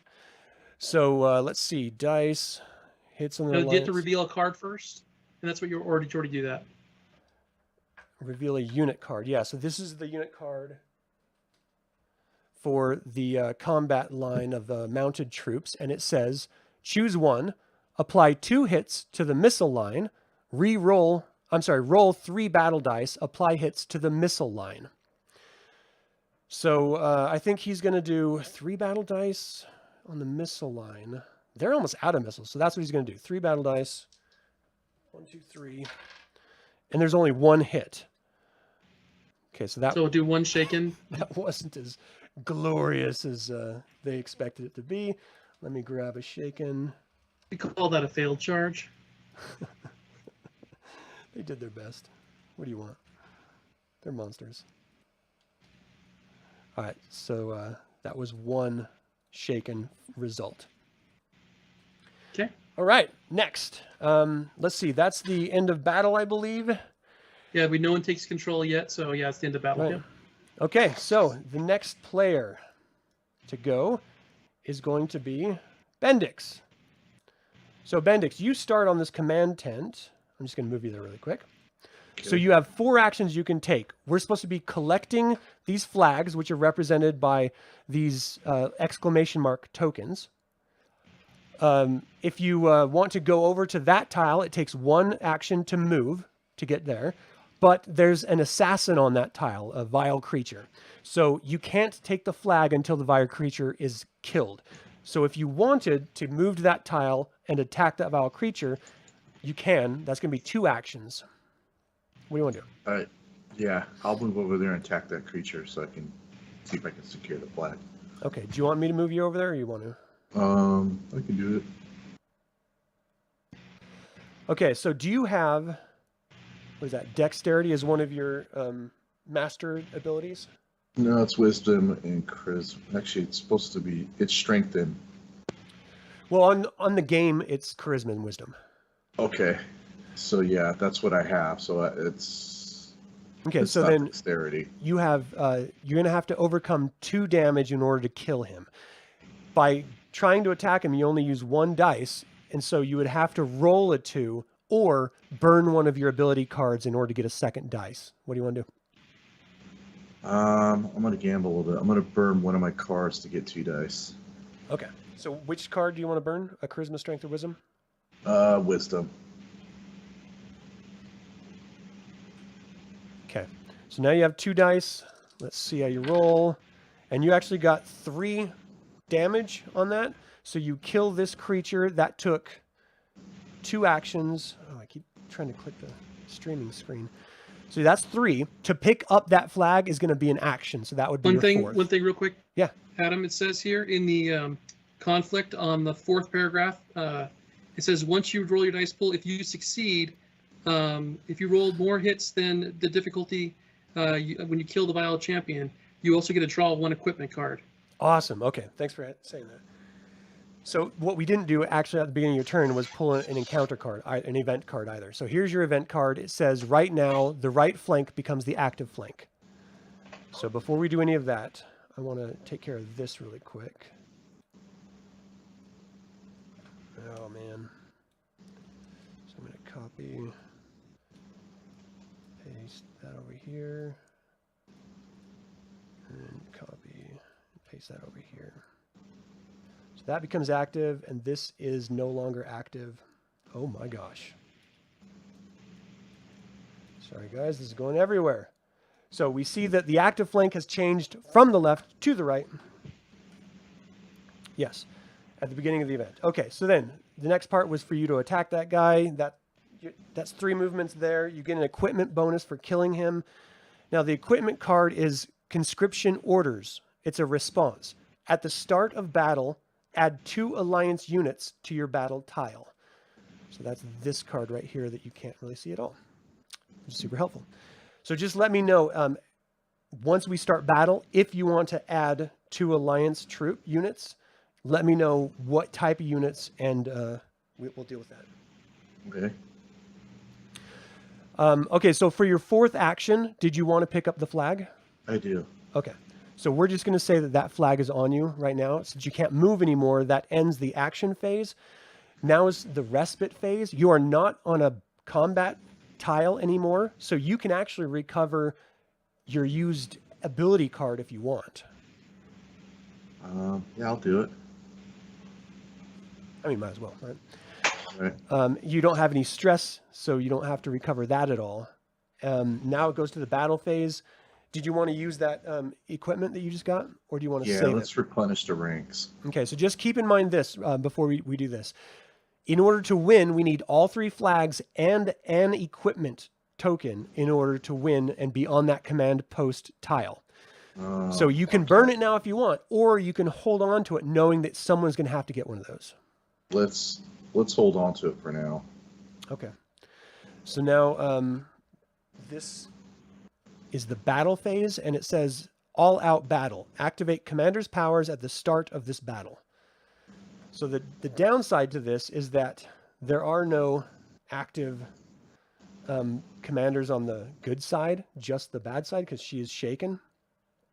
And this guy's powers are add 1 fire token to the alliance line. Now, here's the deal with fire. Units cannot exist on fire. So if you wanted to put a fire token on this battle line, it would kill all 3 of those units. I'm assuming we're not going to do that. So I'm just going to put it on one of the blank ones. Do you want it to be on the footman line where it is now, or do you want it to be on the archer line? Chris, your choice. Why don't you put it at the very front? Okay. So now it's an all-out battle, which means each row goes from the inside to the outside. So it's going to be the footman line first. They have 4. There's only 3 listed here. So that means that the bad guys are going to go, and it's the footmen's.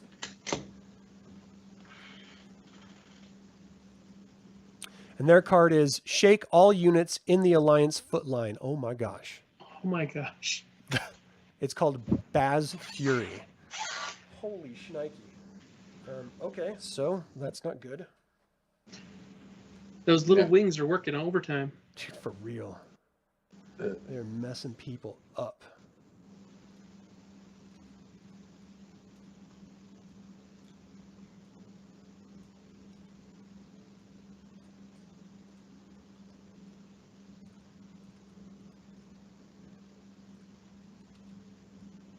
And this is against us, isn't it? Yeah. Yep. Yeah. Yeah. The Okay. whole front line's weakened now. Now, Ulrich, you're on that battle tile. If you have any powers as a result of like after the battle die are rolled or anything like that, then, you know, you may be able to do something. You may be able to absorb some of the damage if die are rolled. It'll take a stress on you, but, you know, it's just something that you have an option of doing. Okay, now it is the archery, the missile line. They only have 2 compared to 3, and so it's the Alliance's turn to actually go against them. So the Go Alliance Alliance. says choose one, shake 3 units in any line, or roll 3 battle die and apply hits to the foot line. What do you want to do? So this is Chris's choice, right? Yeah. Repeat that one more time, please. You can either shake 3 units in any line, or roll 3 battle dice and apply hits to the front line. I'm going to roll 3 dice and apply hits to the front line. Okay. So it was 3 single hits. So do you want to shake 3 of them, or oh, you know what? We have to shake him, don't we? Oh, it's right here. These ones. Okay, so it was 3 hits. So one of them's dead, and one of them's gonna be shaken, because it would shake both of them for the first 2 hits, and the third hit is gonna kill one. So let me get a shaken token unit here. Now, I have one question. When the Yeah. footman line is completely shaken, isn't that line supposed to break? So the Alliance footman line would be totally broken. I don't see a... Give me 1 second. Where is that token I just grabbed? Copy. Paste. Why isn't it pasting? Are you guys seeing this anywhere? Am I on the right? Oh my Why not gosh. instead of using the tokens, flipping them back over, why not move the tokens slightly off of the thing so that way we don't have to keep changing tokens out. You can just position them so they're only halfway on the thing. That means they're shaken instead of flipping them over. Would that be better? I don't know. We'll figure something out. All right, so let's resolve what you were bringing up. What was that? Battle lines? I was just asking, when a battle line is completely shaken, doesn't it automatically fail? Where is that? I'm trying to find it real quick. I mean, this is the first time we're all doing this together, so we better take time to do it now. Yeah. Active flank if the unit card is targeting the line with no units. Apply hits to the line. No units remain in the line. Active flank. Hits that applied to its barricade at first. Mhm. I don't know. If you can find it, let me know. But we have 2 battle lines. We Okay. have the enemy archer and the Alliance's foot line that are like that. They're shaken. Okay. And I don't think they fall unless they're like they die. But let me know Gotcha. if you do find something. Okay. Okay. So that was the archery line. Now it's the mounted soldier line. They have 4. The Alliance only has 2. And so the bad guys go. Their card says roll 3 battle dice, apply hits to missile line. So 3 battle die, 2 hits out of the 3, and apply those to the missile line, which is this one. So I have that there. I'm going to spread it out. So those 2 hits are going to be 2 of those, rather than killing off a unit. All right, so then I think that's the end of that, because that's all 3. Is that right? Yeah, that was the 3. Okay, so that ends that battle and your turn. Now we go to the next person. So the next one here is Merrick. Merrick, I'm going to pull your event card. Your event card says left flank right now. The left flank becomes the active flank. All right. I'm just going to move these up rather than get rid of them. So the one right above it. So you know this is in fact the active flank. Okay, Merrick, are you there? I am here. You are on the command post tile. You have 4 actions. So a couple things to keep in mind. You can go hunt for a token to get a flag. You can go try to kill a vile creature. You can try to support the battle line here, which has 2 fires. Or you can go to this battle and try to recover the shaken commander. What do you want to do? I think that am I able to go onto the prairie there, put out a fire, and help the commander? So it'd be 1 to come here, 1 to put out a fire, and then 1 to do this. Yes, you can. So that's 3. So do you have wisdom as a mastery? I believe So you're I do. what's your class? You're a wizard, see. right? Yeah. I'm a wizard. Yeah, I have intelligence, wisdom, and charisma. Yeah. So Yeah. on the other side of that card, where it shows the 4, it only shows 2 of them. Those are the 2 that you've mastered, and yours are intelligence and wisdom. So that brings it from 3 down to 2. So to activate it, you get 1. Do you want to burn one of your ability tokens in order to get a second die? Yes, I do. Which one do you want to burn? The charisma one. Okay, you got 2 die. Do you want me to roll? Yep. Oh, 2 blanks, man. Yep, that's what you get for letting me do it. Continues. Okay, so then in that case, you have 1 more action. Can I put out the other fire while I'm here? Yes. Right. I'm just gonna move it off. I'll go try to do something helpful. Yeah. Merrick, put out fire. Merrick, good. Fire putter outer. All right. I love Tom Hanks. Now it's the respite phase, but because you're on a battle tile, you can't do your respite. And then it's the battle phase. So in your event card, it says battle phase, all out battle. Activate commander powers at the start of this battle. No one's on this tile, so they can't help. So the bad guy battle powers are shake 2 units in the alliance line with the most ready units. So that's going to be either this line or this line. So I'll just do the footman's line.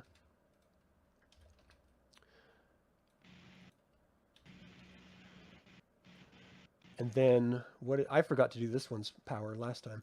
Shake 2 units in any Dragon Army line. So let's see. So would that mean there would be 4 because the last turn there was combat there? Correct. There should have been 2 more.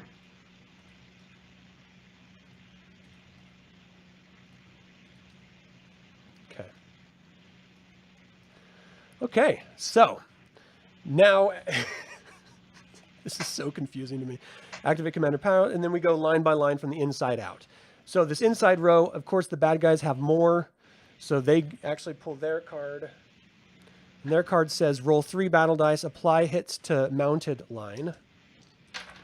That's 2 hits.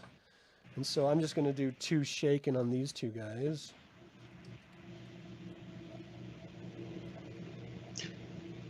Just so we don't lose any. And then the next row is going to be the ranged attack archers. Of course, it's the bad guys who have that. And theirs says roll 3 battle dice, apply hits to the foot line. Oh, wait, did that? Yeah, I did it to their own. The foot line. So that's 1. So this last one gets shaken. And then the last row is the mounted line. And their card says roll 3 battle dice, apply hits to the mounted line. Wow, that's 3 and a woe. So the woe is good because it makes them stunned.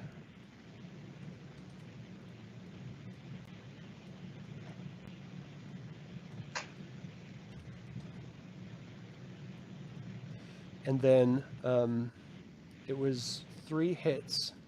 So the mounted line. So that's 1, 2, kills him, and 3 kills him. Holy crap. Okay, and that's the end of the battle. Now, if someone was on that line, they could have absorbed some of those hits by taking a stress marker. You can actually see right here, you see your stress marker's at 0 by default on your card. Oh, shoot. If you wanted to take it, you would have gone to 1, etc. But you can only go up to 4 before you're actually, like, dead. Just so you know. Okay, so I found the rule. I wanted to let you know, Adam. It says here under the update control battle tile. Yeah. It says a tile becomes controlled by one side when all the opposing side units are removed from that tile, or when all the opposing side units have been shaken. So basically, we have one guy left. If that guy gets guy right here. on the archer side, that whole entire battle flank fails. Yep. So we are On- very close already to losing this battle. Okay, good news. That's the end of this battle phase. Now we're at the very beginning of the next round. So who is next? Merrick, Finn. You there, Finn?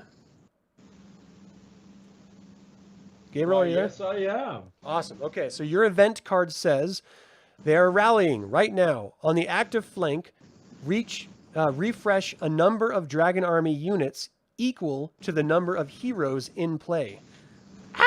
That's not good at all. So we have 5 heroes. So this is the active one. So I can refresh 5 of these. So 1, 2, 3, 4, and 5. They're all going to be refreshed. Now you know why the Dragon Army was, kicking everyone's tails in the beginning of it. For real. Yeah, this is unforgiving for sure. But, the point is not for us to beat the Dragon Army. It's just to get those flags and get out of dodge. Like, really, that's And it. to learn how to play the game, basically. Yeah, that's the actual point of this. Yeah. Okay, so that's the first part. Now you have 4 actions that you can take, Flynn or Finn. There's no reason to go over here unless you wanted to try to use that power. Bendis, I'm just going to scoot you over really quick. So this says refresh 6 alliance units on 1 battle tile. Flip this tile. So if you wanted to go over here and do a wisdom action, you could try to do that. If you have wisdom as a... You don't have a mastery of wisdom, so you would... Nope. you would have to do 2. Otherwise, you could try to go get, like, one of the other tokens here, the flags. It's up to you. One thing that I did not mention is that if you're moving from one tile to the other, a move action, you can only move to 1 tile. But if you start on a tile with a road, like these guys are right here, you see that road running through it. It passes through this adventure tile, and it passes through this battle tile, and it goes all the way to this adventure tile. You can actually do 1 action to go along the road to get to the very far end wherever you want to go. So for you, it would take 1 action to get to the battle tile, and then another action to get all the way over here if you wanted to maybe confront this guy, for example. Let's do it. Actually, wait. Is that where a flag is? A flag is above him right here. So there's another flag at the middle of the board. And there's another flag right here. Okay. So would this one also cost an action just to get there? Yeah, so let's see. It would be 1 to get to this tile, 1 to get to this tile, and then 1 to get to this tile. So that's 3 actions to get here. Okay, and it would only be 2 actions to get all the way over here? To get all the way over here, yes. Okay. Let's make my merry, happy way all the way over here. All the way to here? Okay. So just for everyone watching, he was right here. It takes 1 action to get off that tile, and then 1 more action, because it's a road connecting all of them, to get here. So this is 2 actions so far. But he also has to spend a stress because he ran through the goblin. Yeah, thank you.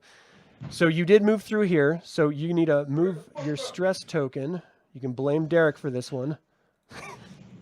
Over to 1. Now, sorry. Okay, so you have 1 stress, but you are with 2 actions left, and you're on a tile with mercenaries. So that's charisma. You are a ranger. Dex and strength are yours, so you don't have a mastery of charisma. Do you want to try to attack him? I would love to try to attack him. Okay, so that's the 3rd action. You get 1 die. Do you want to burn one of your ability tokens to get a 2nd die? Yep, let's do it. Okay, which ability token do you want to do? Let's do one of the decks.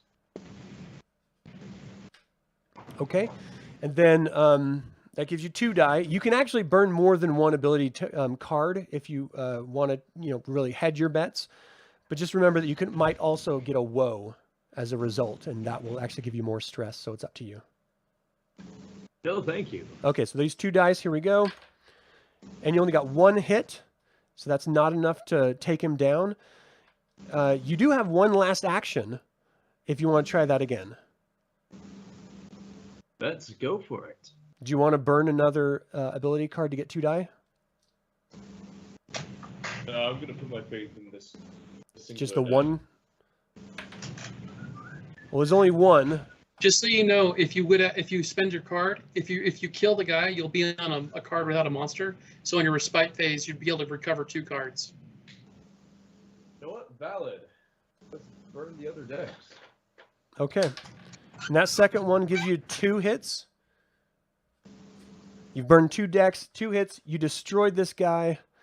So because he met the exact number, does he get an equipment card? He has to beat it. As long as he beats the number, well, it says here. Let me make sure I read it properly. It says for the conflict.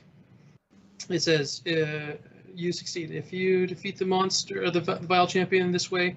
Remove it. If you roll more hits than the difficulty against the vile champion, you also draw an equipment card. So you have to beat it and beat it by 1. Okay, he didn't do that.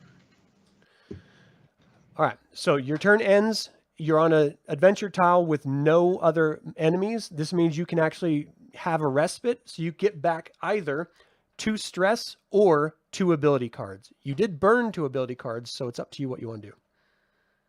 I'll give my 2 ability back, please. Okay. All right, your 2 ability cards are back in your possession. And now we are at the battle phase. So your event card said battle phase skirmish. So I roll the skirmish dice. So it's the foot soldier and the commander activates on the active tile. This active tile's commander actually shakes 2 units. And because, oh my gosh. So if we shake him, he would die. I mean, people are going to die anyway, so we'll just get rid of him. And that's the beginning of that. Now is the skirmish line, and it was the footman. So let me pull that footman card. So at this point, the fight on that tile is no longer important because the alliance breaks because they're all shaken. Oh, okay. So if that's the case, I need to grab... Where is the... We need to rush. So this is called a stop token. When this is on one of the battlefields, it means that the enemy has completely overrun and you can no longer run through the road. You have to stop on this tile if you start running through on the roads. So instead of being able to get from all the way over here to all the way over here, you now have to stop here because of the Dragon Army. And this card is gone. That commander's gone. Okay, so yeah, we've got to hurry.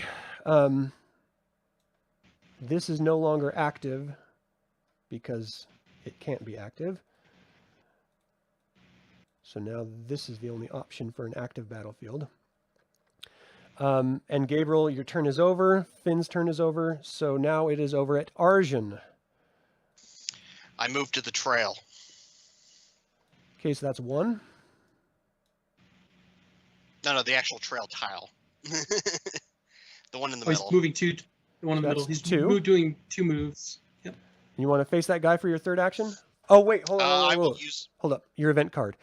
Dragon Army diversion right now. Add 1 Dragon Army foot unit to each battle tile neighboring the active flank.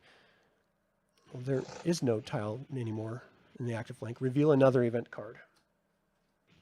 So nothing happens. Yeah. Read the entry for the next key moment. Uh-oh. Key moment number 1. Well, let me just look right here and see what that is. That's page scenario entry 137. Let's find that right here. Fire. Add a fire token to an alliance line on the left flank. Well, the left flank doesn't exist anymore. That's fine. So, okay. Awesome. Well done, I guess. Okay, so then that's all that happened for that event, and then the battle phase is going to be a skirmish. Okay, so back to your turn. So it took you 2 actions to get here. Are you going to attack that for your third action? I activate a class power, Mighty Strike. Defeat a vile champion. Take stress equal to their difficulty. Nice. Is that saying you take stress equal to the difficulty? Yes. But you automatically defeat him? Yep. So what ability do you need to burn? What card is that? One of my strength responses, I believe. Gotcha. Okay, so you immediately defeat it. Because it meets that, I don't think you get an equipment card for that. But that was 3. You have 1 more movement. Or 1 more action. I'm gonna go down to the beach. Sorry, I was moving you. You can move yourself. E. Okay, so you can't pick that up yet, but next turn you can. So we're actually really close already, because he's close to that token. You've almost got that one. He's got that one. All right. So we're back up at the top. It is Ulrich's turn. Oh, wait. No, hold on. We got to do the battle. I got to do the respite. Right. Oh, What he needs to respite? get Do his you want to card just back. recover that card? No, I'm gonna get rid of the 2 stress I just took. Oh, right. Right. I didn't even mark those down. Okay, so you get those back. So it's a skirmish. Then shuffle the event discard pile, including this card, and add it at the bottom of the event deck. Okay, so the skirmish result is just an arrow line. So that is on this row. It's only got 1 compared to 3 for the alliance. So the alliance actually goes. And the alliance's card says, choose 1. Apply 2 hits to the mounted line, or roll 3 battle dice. Apply hits to the mounted line. What do you want to do? Let's flip 3 of the battle, or 3 of the mounted line to stress. Well, it's Or apply shake. 2 hits or roll 3 battle dice. Oh, apply 2 hits or roll 3 battle dice. We're just gonna apply 2 hits. Gotcha. Okay, so that's to the mounted line. Mm-hmm. So that's these dudes. Let me grab a mounted line token. Let's give 3 cheers to the archers. Hip hip huzzah! Yeah.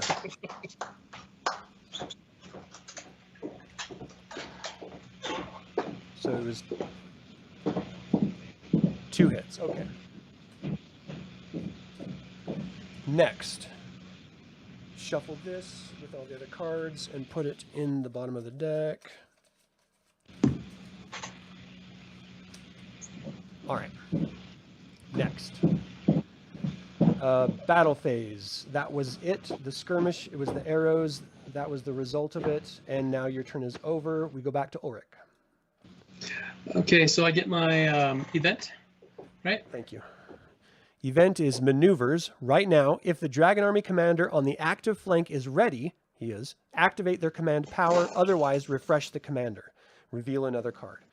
Okay, so in this case, it's adding more fire. Yeah. So So where throw did I the put fire that on the fire? infantry because they're gonna die first. Well, I'm going to put it on the blank area. Yeah, that's what I mean. The Oh, blank yeah. infantry. Yeah, sorry. Okay, so then draw another event card. Dragon Army diversion right now. Add 1 Dragon Army foot unit to each battle tile neighboring the active flank. Reveal another card. No, Can't do it. doesn't do anything. Next, key moment. Again, new key moment. What's this key moment Uh-oh. number 2? You know what I'm supposed to be doing? Is moving this key moment tile here. Sorry, That's the guys. second one. So we already did number 1. This is now number 2. And we only have 1 left. So this one, oh, we have 4 total. So 103. 103 says,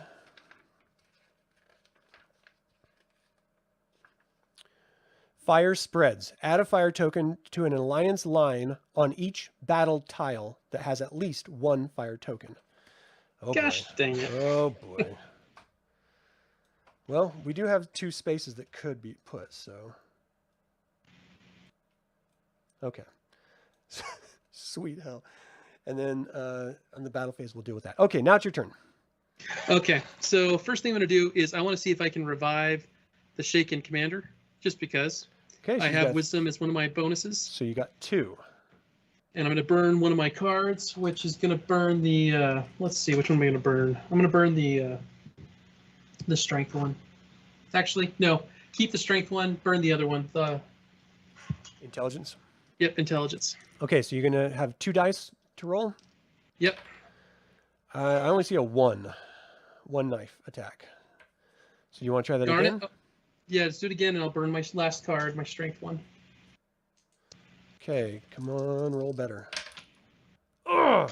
1 and a woe. So you get 1 stress. Okay.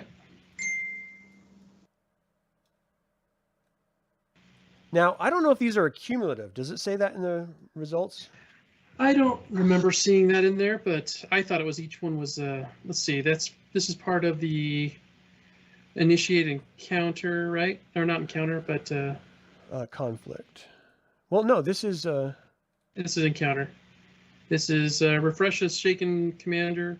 Yeah. If you're on the tile with a shaken commander, blah blah blah. Yeah, your the commander's card is shaken. The cost is automatic. Okay, this cost is automatic. With the commander card, shaken side specific has a specific action. We already know that.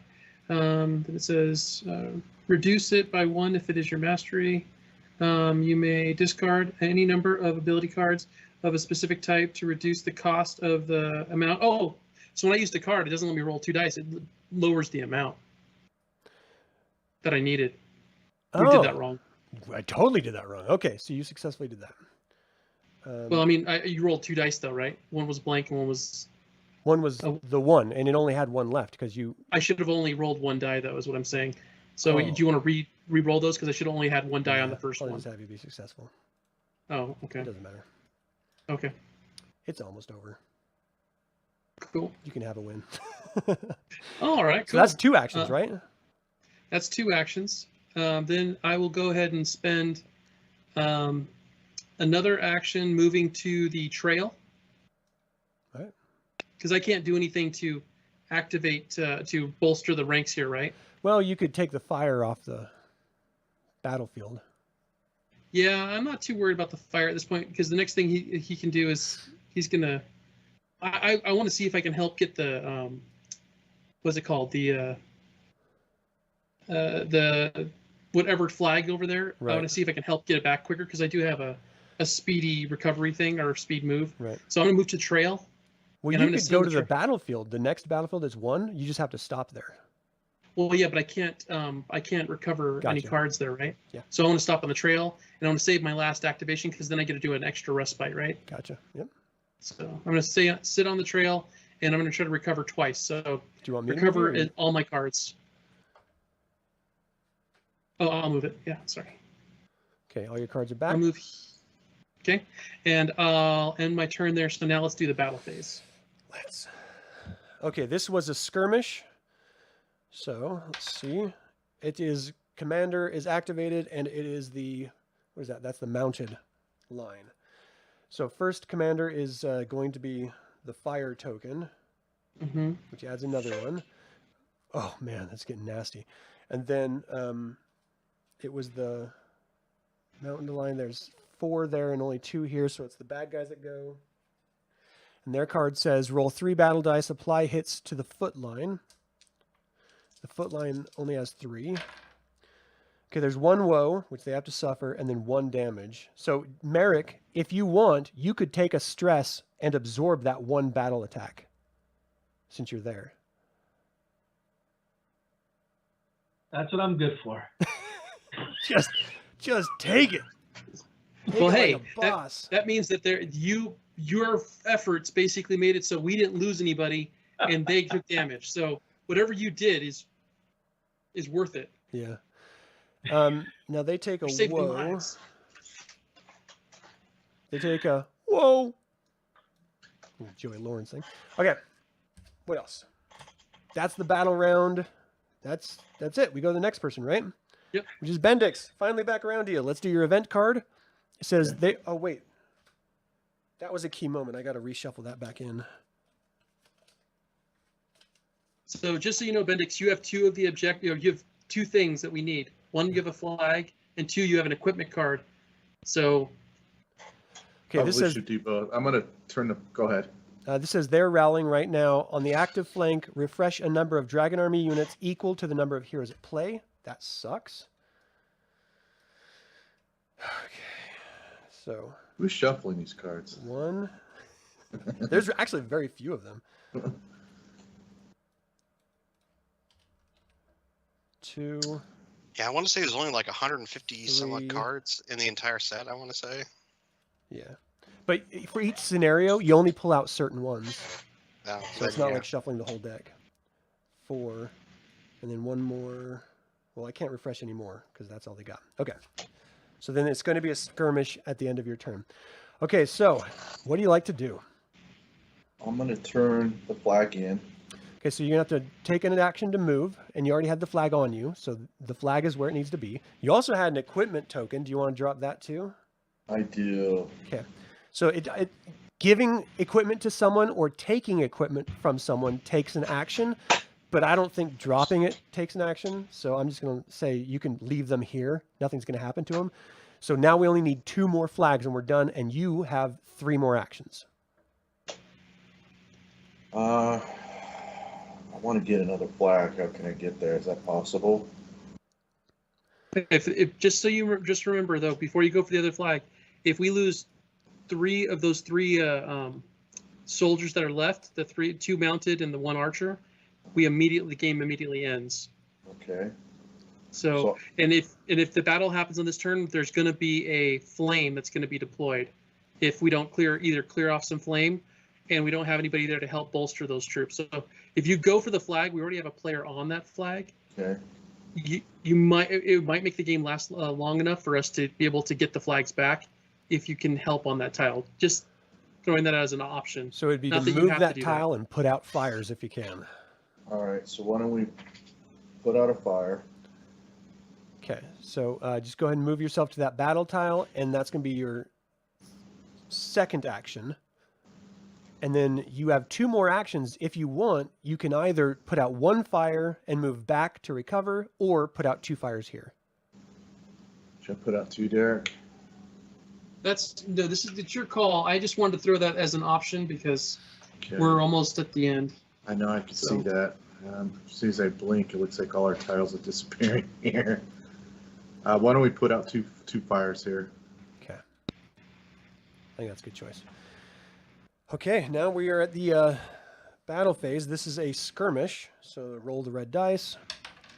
And it says it's just the footman line. And they have 4 against the alliance's 3, so the bad guys go on their footman. And the card says roll 3 battle dice, apply hits to the missile line. Come on, blanks. Come on, blanks. Ugh. 1 blank, 2 single hits. So that's 2 to the missile line. Okay, one question though. Does anybody on that tile have a strength card? Because I think a strength card tells you to roll an additional die, or How do I know what my cards are? they're in the picture that. Yeah, I texted you pictures. One of them is the back side of all the cards. The second picture is the front side of all the cards. Said you text us? Yeah. And then it says on wisdom cards, it says you can roll up to 2 dice, but I guess that doesn't help us. So check your cards real quick on there, just in case there's something that allows you to re-roll the dice of the Dragon Army. I don't know if there's out there because I've never played, but I'm just saying, everyone check your cards if you're on that tile. You can help reduce the amount of hits.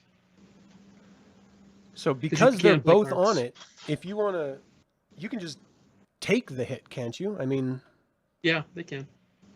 there's 2 hits. So if each of you want to take 1, or if one of you wants to take 2 hits, then nothing will happen to the alliance line. I'll take both hits. Okay. So then let's just move this 2 stresses over. And then you can't have recovery, obviously, because you ended your turn on the battle phase. That was the battle phase's conclusion. So now we are at the top of Merrick's turn. Let's do your event card. Left flank right now. The left flank becomes the active flank. Can't because it's already controlled, so that's useless. But there is going to be a battle phase at the end of that. So Okay, now you're I'll be moving. right back. I just got to step away for a quick second. No problem. Yeah, we are, so 11:30, 12:30, 12:30, 1:30. We're actually at the 2-hour mark. Do you guys want to finish this before we do a break? Does anyone else need a break? I'm good. I Okay. could use the restroom and get some more water, but it's not even my turn yet, so. Yeah, if you want to go ahead and do that, and then we'll just continue with Merrick. Okay. let's see. I don't know. On my wizard card image, there's a wisdom action cunning plan. I can shake the Dragon Army commander on my tile. Oh, that's Do awesome. it. I would like to do that. Okay, so you just have to burn your last wisdom card, which you can. Okay, bye-bye, wisdom card. So that's one. And then it just says shake the dragon commander on your tile. That's it. So now he can't activate any of his powers. So that's Right. awesome. And then step 2 is to put out that other fire. You're doing great. Okay. And then I have 2 actions left.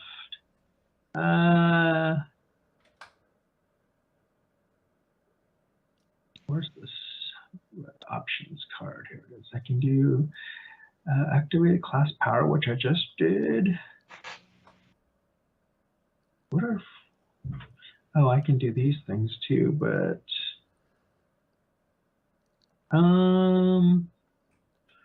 if everybody's grabbed a token, or somebody need to grab the beach one still? Well, We there's still need to grab the beach one. Arjun's but, there, so he's going to be picking it up on his next turn.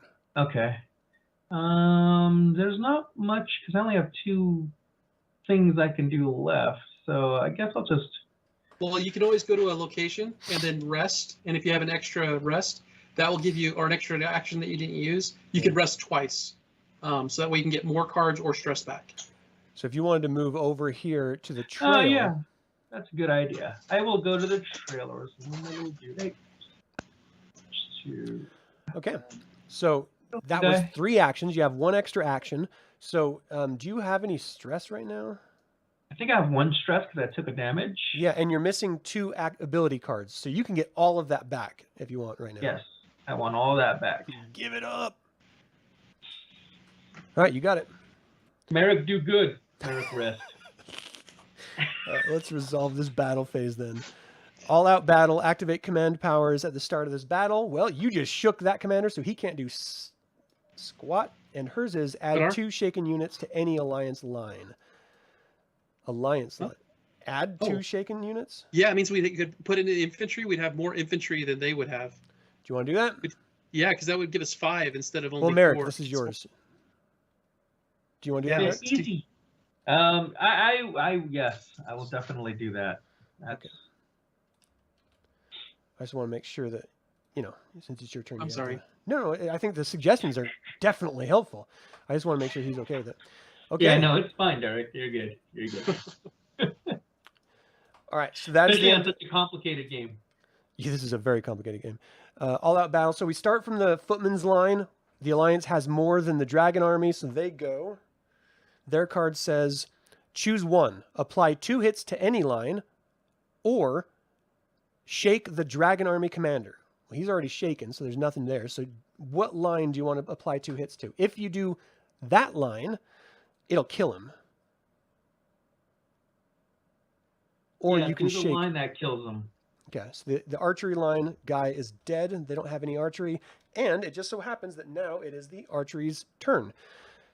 The Alliance has more than them, so the Alliance goes.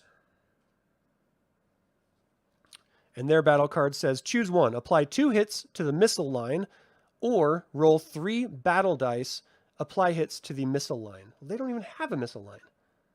So that's wasted. That sucks. And then now it's the mounted combat. They have more than the Alliance does. So they go. And theirs says roll 3 battle dice, apply hits to the foot line. So they got 1 woe and a 2. So let's see. Let's deal with the woe first.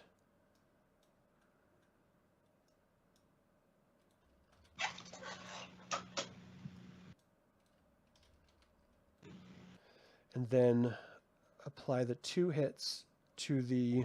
Now, does Chris want to take them? I line. don't know if he's there. I'm here. Do you want to take these 2 stress hits? That would put you out, though. Well, no. How many does he have any cards left? Oh, do you have to burn cards for that?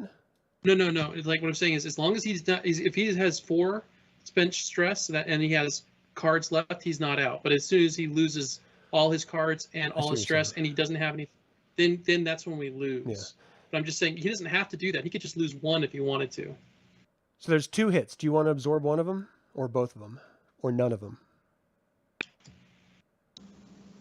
We'll take 1. 1? Okay. So I'm going to move this over to 3. And then that means 1 hit to the foot line, I think it said. And that takes that guy out. Okay. That's the end of that combat. And Merrick's turn. Now we're at Flynn. Are you there? Oh, yes, I am. Okay, so your event card says Unrelenting Soldiers. Right now, add Dragon Army foot units to the active flank until they equal the number of Alliance foot units on the active flank. And they are. If no units were added, ignore this card's battle phase and reveal another event card. Well, that's a bunch of garbage. Okay, next event. Right flank right now. The right flank becomes the active flank. Already is. Okay. And then when it comes to battle, it's going to be an all-out battle. Okay, Flynn, you have been sitting over here staring at the corpse of the guy you killed for like an hour. What do you want to do? Let's head up here. So move up to the tomb And adventure beautiful. tile. Now you can't take that flag until you deal with that goblin poisoner. Let's take care of him. Okay, so you do not have Constitution as your mastery ability, so you're going to have to get over 2. So that's 2 actions to get there and then to start attacking. So you have 1 die. Do you want to burn one of your ability cards to get a second die?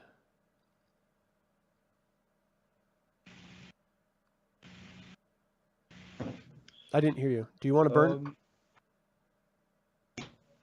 Yeah, let's burn one of my dice. One of your ability cards? Do you want to do dexterity, intelligence, or strength? Let's do Dex. And you can do 2 if you want, if you think it will help. Do you want to burn another one? Remember, you can get a respite and get 2 back. You know what? Let's guarantee this man's death. Intelligence, dexterity, or strength? Let's go for a intelligence. All right, you got 3 dice. Here we go. 3 hits and a woe. So you take 1 stress. You're now at 2 stress. And 3 hits kills him and gets you an equipment card. This is Scroll of Fear. It's a response action. At the start of battle, shake the Dragon Army commander or up to 3 Dragon Army units on your tile. Whoa! That's pretty awesome. Say less. So you can't do that here because obviously you're not on a battle tile, but you'd have to get all the way over to the first battle tile on the right flank. Anyway, so that was 2 actions to get there and kill that dude. You have 1 more action. You want to pick that up, that token up? Yep, let's pick it up. Okay. And So you can't move because it takes an action. So that's 3. So now you can move 1 to get off of it if you want. okay. Oh, And I'm just going flag's to not drag gonna that with you. work. And And I that's think the 4 turns. That's it. I recover my 2 abilities, correct? So you have 2 stress that you're down. So you can either do 2 of your stress or 2 of your abilities. What do you want to do? Let's do 2 of my abilities. Okay. That'll help me a little bit further. They're both back. All right, now it's battle phase. This battle was an all-out battle. Oy vey. So the commander can't do anything here, but this commander can, and it's recover, add 2 shaken units to any alliance line. Now let's look at these lines here. This is your choice, Flynn. Right now we're matched on the foot line.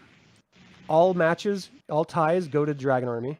So we can add 2 to the foot line and control that.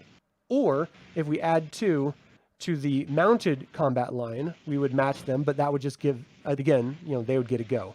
So what do you want to do? So it's either make it so that we can win 1 or not be able to win 1. Mm-hmm. Let's dominate them at the front. All right, you add 2 more foot troops to the front line. Now we are just dominating them. We always start from the inside and work our way out. So the foot line, we have more, so the alliance goes first. Their battle says apply 2 hits to the foot line, or roll 3 battle dice and apply the hits to the foot line. So what do you want to do? So would the hit dice still make them stressed, or would that put them 1 dice away from being killed? The 2 hits would either kill 1 unit or stress 2 units. The 3 battle dice could possibly do more or less. And it can also hurt you because you can roll woe, which would hurt our units. Yep. Or you can guarantee 2 hits that will do nothing bad to us. So it's kind of high risk, high reward, or just a guaranteed lower hit. What do you want to do? Let's do a guarantee 2. Okay, so do you want to make 2 of them shaken, or do you want to kill 1 of them? Let's kill 1 of them. Okay, done. Now the arrow line, of course, we go because they don't have any. And it says, roll 2 battle dice, apply hits to any line, roll 1 extra battle die for each hero in this battle tile. And there's 1 hero, so that's 3 battle dice. That's awesome. Oh, mama. 2 woe and 1 strike. So any line you can apply this to. Which, do you want to kill this guy? Yes. Okay, because he's already shaken. And now you take 2 woe. So you are at 4. You are not doing well. But he has 3 cards left, right? Or 4 cards? Yeah, he Okay, 'cause didn't that's- lose, but he's hurting. Yeah. And now we do the mounted line. They, of course, have the mounted line here. And their battle card says, roll 3 battle dice, apply hits to the mounted line. So that's 2 hits, 1 woe. So the 2 hits to the mounted line is going to... I'm just going to do woes on both of those.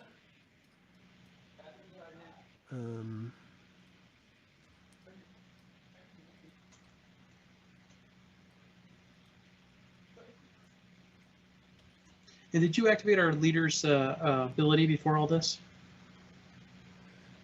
At the very beginning I did. That's where these 2 came from. Okay, cool. Gotcha. So roll 3 battle dice, and that was 1 woe. So they take this woe.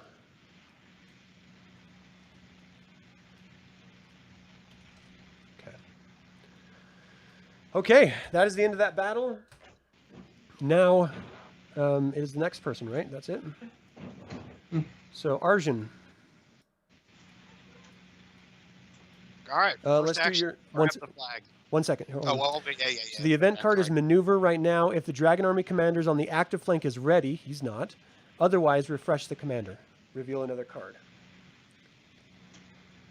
Right now, read the entry for the next key moment. Ah, shoot. So the next key moment is number 3. So let me move this over.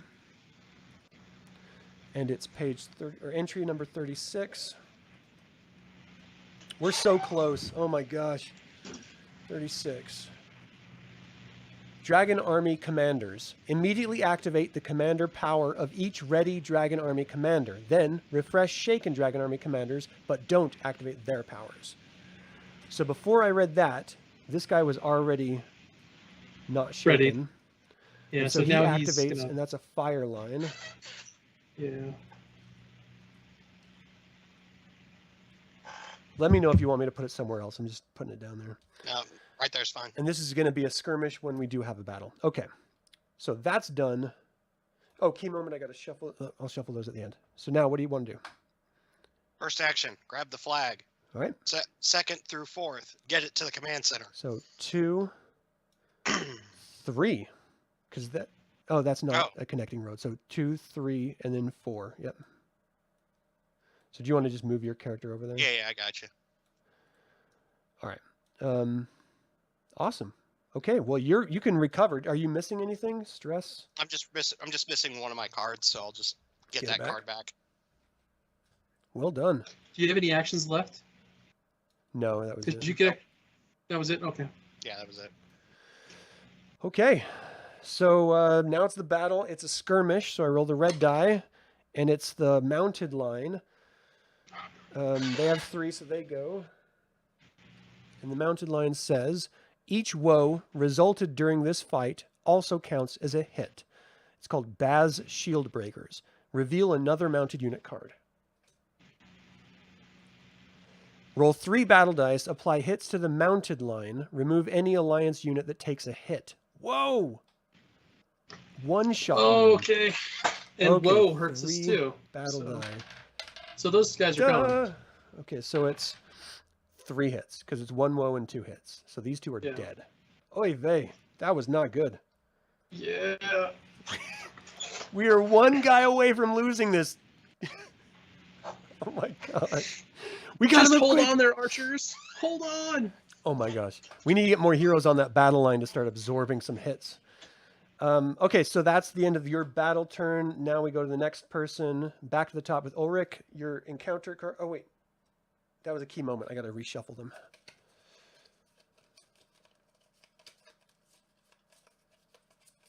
Put them back at the bottom. Pull your event card. Your event card is Dragon Army Diversion. Right now, add 1 Dragon Army foot unit to each battle tile neighboring the active flank. Doesn't matter. Pull another one.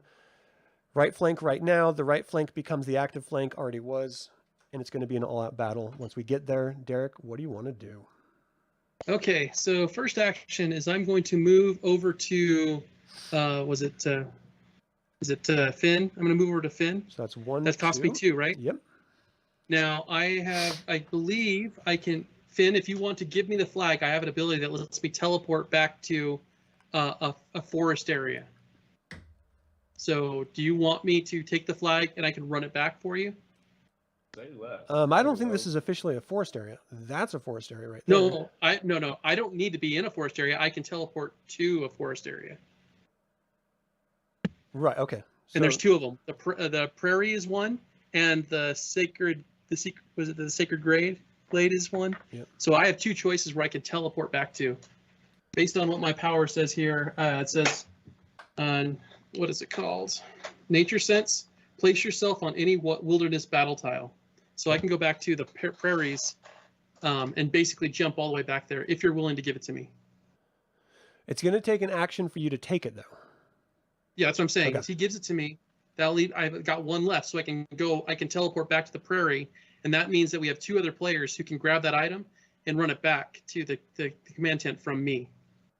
So we just have to survive 1 more combat round, and I believe Chris could win the game. Well, let me see. If we So can survive one if combat. Flynn went on his turn, because you wouldn't be able to move over to the actual tent round until your next turn. So on. No, I'm not going to move at all. I'm not going to go to the command tent. I'm going to teleport here and have the flag here, and I'm going to wait and give it to somebody else to take it back over here, which would be Chris because he's next. Gotcha. And Chris has an item, which means we would have all the items and all the flags on the command. So if everyone's cool with that, I see I'll what you're just saying. take the flag, teleport over to the prairie, and I'll wait for Chris's turn to give him the flag so he can run it back in. All right, Basically Gabriel, doing are you okay with that? a relay race. Yep. Gabriel, you want to give it to him? Yep. All right. So that's Okay. 3. And I need to spend my intelligence to use my ability to teleport over there. So I'll teleport back All right, here. and that's 4. And you have the token with you. So now we just got to survive. Archers, hold out. Okay. No respite phase. Now it's a battle phase, and it is an all-out battle. So the commanders, all-out battles, I think the commanders both do their thing, right? Let's see. Activate if the instructions last battle phase. No, I don't. I think they do on the all-out battle. Okay, well, anyway. So he's going to start a fire. And just put it over on the right side. Oh, Yep. we can do that too. No, not the left side, the right side, where you had it before. Yeah, the right side. And then, And then- she brings up 2 units. It's gotta I want be 2. Can we do 2 horsemen? these. Yeah. Yeah, buddy. And then after we have 2 horsemen, now we do the footmen first, right? Yep. Okay, so now that we're doing the footmen first, we want to kill. So we roll that one first, right? Well, the battle card says heavy spears. Roll 2 battle dice. Apply hits to the mounted line. If the alliance commander is ready, apply 2 extra hits. Whoa! Well, she is. Okay, so 2 battle dice. Come on, 4. Okay, it's 2. Add 2 more. That's a total of 4. So we can kill these 2 and leave them with 1 woe, if you want. I'll absorb the woe. No, this is to the bad guys. Oh, wait, it's these 2. Yeah. So because we're winning. We're the ones. We're winning the footman line, right? So there's 4 hits that the alliance footman gave to the Dragon Army. Footman. Give them to the mounted, so they only have 1 mounted guy left. Right. So they take 2 off. Yeah. Okay. Now we're the next thing. That's you guys. So archery, choose 1. This is called heavy javelins. Apply 2 hits to the foot line, or roll 3 battle dice. Apply hits to the foot line. I'll just do the 2 hits to the foot line. Just remove 1 of them. I don't want them all gone because I don't want to close down this battle till Chris can get the flag back. Right. So. And now we are at the horsemen, and it's alliance again. This is the first time it's a turn into tie here. Banner Guard Rally. Apply 2 hits to any line. Refresh 2 alliance units. So what do you want to do? 2 hits to any Let's line. refresh the 2 hits. Let's just go ahead and take care of their mounted so they don't have their mounted anymore. That's 1. And just have them hit just the mounted. I don't just hit the mounted. You don't want to woe and this if they guy can't hit, or shake that guy? Sure, why not? Can we do that? I didn't know we could split them up. It just says 2 hits to any. Okay. Okay, cool. Yeah. All right. And we get to refresh 2 knights. 2 of the mounted. I didn't understand. Yeah, to the mounted, please. Oh no, did I take the mounteds out? Doggone it. We'll just say they're mounted. Or the mounteds are refreshed. Yeah. Sorry, guys. All right. Now what else? After that, we have the mounted get to go, right? Or did we already do that? No, that was the mounted. It just Okay, that was so now mounted, it's the next turn. All right. Bendix, let's get your encounter card, and it says key moment right now. Read the next. Oh shoot, this is the 4th one. Did we just lose? No. What is the 4th one? What does it say? Number 58. Don't lose. We were so close. Come on. Turd. Hurry. The scenario is over at the end of this turn. This is it, Chris. You win or lose on this turn. I like it. So we just need 3 flags, right? Yep. To action, grab the flag, then run all the way over to the command That's center. 1. That's 2 actions, and that's Good it. on the We man. win. So yeah. Hey, there it is. All right. Congratulations, Knight of everyone. Solamnia. That was so close. And that is Warriors of Krynn board game scenario 0, everyone. Let's take a quick break before we pick up. We have an hour and a half left. I would like to start the adventure officially, if you guys are okay continuing a little Let's bit. do it. Yeah. Let's use the Skype chat to determine when everyone's back. So I'm just going to go over to this screen. Remember, your mics are hot, so either mute yourself or just don't talk during this time. And we will be back, everyone. Thank you for tuning in, everyone. We'll be right back.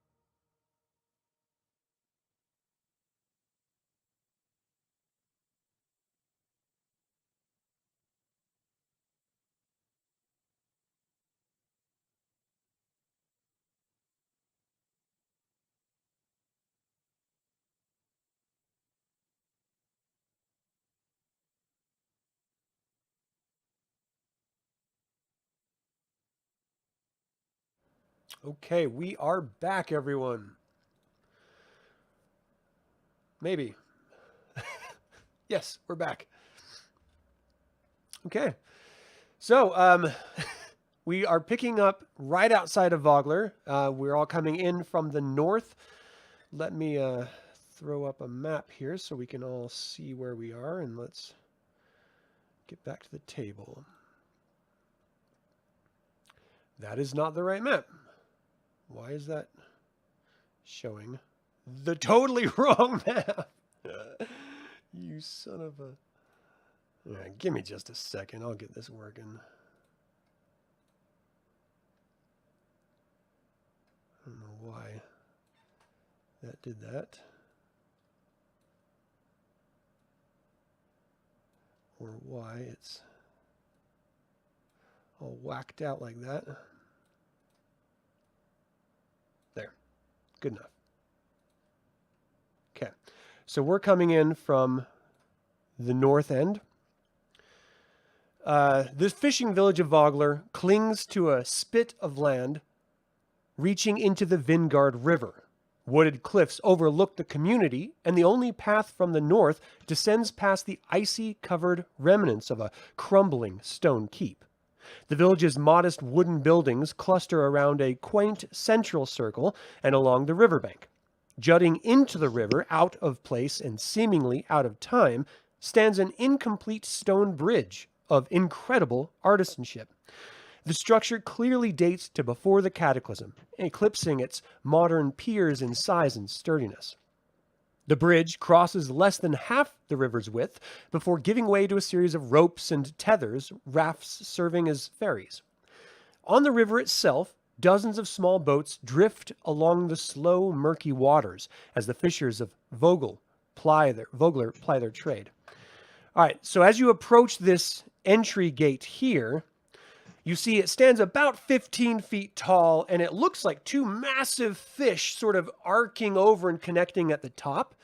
The fish's scales all have etchings in them, which if anyone wants to look at that, you can. But ultimately, the doors are open, and they've been open for so long that the ground has actually come up and sort of swallowed the doors themselves. So they couldn't close if they wanted to. That's how long they've been open. All right, so you are here for a reason. If you remember that reason, hopefully. What do you want to do? I want to find the brass crab as soon as possible. Okay. Seconded. All right, so if everyone is... So I just want to make sure, is everyone traveling together at this point? We're not going to be splitting up? I'm going to... What Derek said, so I have that invitation, so I'm going to head to the brass crab. And... There is safety in numbers. Yeah, for sure. Okay. So how are you going to get there? How do you know? No one has been here before, so you can enter and start wandering around. You can ask for assistance by just random citizens. You know, what do you want to do? Are there any guards that we can approach that look like they're not corrupt? Well, you don't see any guards at all, but Okay. you know, corruption aside, you just see people coming and going, living their lives. You know, just moving about from job to job, or you know, transporting goods over to their shop, or you know, whatever. I mean, it's just a large. Ask around for information then. Okay, so the first person that you ask gives you directions to the Brass Crab, which is located right here, according to them. You can't really miss it. You just follow this main road. You're going to take a right at the first fork, and then you're going to see a huge crab-shaped building on your left. Just take the left on that road, and you'll run right into it. It's right at the bay. Duh. Thank you, good sir. Maybe a little too obvious. All right, so Look like Derek's character went. We could have figured this out. Maybe. So you're passing through this town, and people are like nodding their heads to you, waving hello. Everyone seems to be very friendly. You end up coming to the Brass Crab, which is a modest single-story inn located on this village wharf here. Let me just move it a little bit so you can see the entirety of it. It's right here. There. It looks fairly busy for mid-afternoon. You know that according to your note, there are supposed to be accommodations here for you, and you know that tonight is when the funeral is supposed to happen. So if you go in, you walk inside and you see this rather well taken care of inn, and the central main room is just a gigantic circle. You see this Argothian woman sitting I got behind someone the... at my door. Sorry, I'll be right back. No Sorry. problem. No problem. This Argothian woman sort of polishing mugs, cleaning them with a dish rag. She looks up, calls out to all of you as you enter. Let's see. Go ahead and find a seat, everyone. I'll come and get your orders in a second. So as you walk in, do you just sort of pick up a booth? Do you try to get tables next to each other? Do you move tables so that you're all together? Like, how do you want to do this? There's no need to rearrange the place. If there's an open booth that will accommodate all 5 of us, then I don't see any reason to rearrange the place. Yeah. So as you're walking in, you notice that there's massive murals along one of this circular room's walls. And it's pretty faded, and it has these 2 gigantic, enormous crabs locked in combat on its face. And you can actually find a booth right underneath there without any problems. Seems reasonable. Yeah. So you go and sit down, and it's a little bit, but eventually that Argothian woman that welcomed you comes to your table. She, wipes her hands up, flips the rag over her shoulder. Well, all right, everyone. What can I get you to drink here? Wine. Wine, okay. Anyone else? Yes, wine would be good. My character's kind of just blown away at how big these buildings are and everything that they've seen coming here. It's like this is the first time he's seen any kind of civilization like this. Right. So he is totally like culture shocked right now, and he's just looking at everything like it's the first time he's ever seen it, because it is. Yeah. Okay. Anyone else? I'll take a water. Okay. What about you, Flynn? I'm gonna order some food. Order some food. What can I get for you, sweetheart? Rack of ribs and a big beer. This man's got an appetite, I see. I think that's wonderful. We make some wonderful barbecue sauce here. And for you, sir, looking over at Finn. I'll have me water, please. Water. All right, then. Thirsty. Well, you happen to be sitting right below fancy and gorgeous George. You see these 2 crabs. This has been around for hundreds of years, we're told. I don't know how much truth is behind it, but I do believe that it is good luck to sit in this booth, and since you're here, I'm hoping that's true. I'll be right back with your drinks, and I'll put the ribs order in for you. She's like, oh, by the way, my name's Yalmi if you need me. Thank you, man. She walks away. So you do notice that there's some locals, sort of in here. You're about just past midday at this point. And so ultimately, there's sort of a dying down lunch rush from people coming into this inn. You do see some people who look like they're probably totally out of place and not fishermen at all here, possibly for the funeral or for any other random event that may be happening here in Vogler. Ultimately, she comes back with your drinks, Yelma does, and she asks you, so, you all here for the festival? No, we're here for the funeral of Espen Greenshield. We're actually looking for Becklin and Cudgel. Right. Well, I believe Becklin, you note, is Becklin Uthviharin. She is the protector of this town. She lives up at Virnesh Keep. You had to pass it when you came in the front door if you came that way. And if you came from the southern end across the Vingard River, you're just going to have to go north a ways, and you can't miss the crumbling ruins of Virnesh Keep. Thornwalk Keep, sorry. As for Cudgel. You must mean... Right, you must mean Captain Ridimir cudgel Iron Smile. Well, she happens to be in charge of the Ironclad Regiment, and they're staying about a mile and a half up the road, past the northern hill home up there. I believe they'll be down here for the funeral, absolutely, but right now, of course, I think that's later on tonight. After sunset, possibly. I don't really have all the details. Do you know where the funeral is being held at? Oh, I believe it's going to be held here right outside the wharf. All right. So you're Thank you. definitely in the right place. I was told to keep some rooms available for you if you were going to be staying the night, because it is an evening funeral. All of the drinks and the food are going to be on the house, courtesy of Ispin and his last will and testament, and the cost of the room is also taken care of already. I am terribly sorry for your loss if any or all of you knew him personally. He was a dear man. Well, we are all saddened by his departure, but we hope the gods keep him. Yes, well, if the gods were still around, I'm sure they would. Unfortunately, I'm afraid he's just going to be gone like all the other deer and other vermin who end up dying out in the wilderness. So while she says that, I reach up and I grab a hold of my medallion, Oh God! and then I actually cast. I cast Goodberry, and I just basically want to materialize berries in my hand in front of her. Oh my goodness! What is this? Are you a magician? Did you pull this out of thin air? Can you get a coin out from behind my ear? No, this is from Just Love, the goddess. You're in a tavern. Why are you bringing in outside food? That's what she's... I only ever eat the good berries that my goddess provides nowadays. Well, maybe you should order something here and show some, kindness to the hospitality of these people and broaden your horizons, maybe? She sort of air pats your direction. She's like, "Oh, it's all right, sweetheart. I don't mind at all. It's okay if you want to eat your magical berries. I don't mind at all.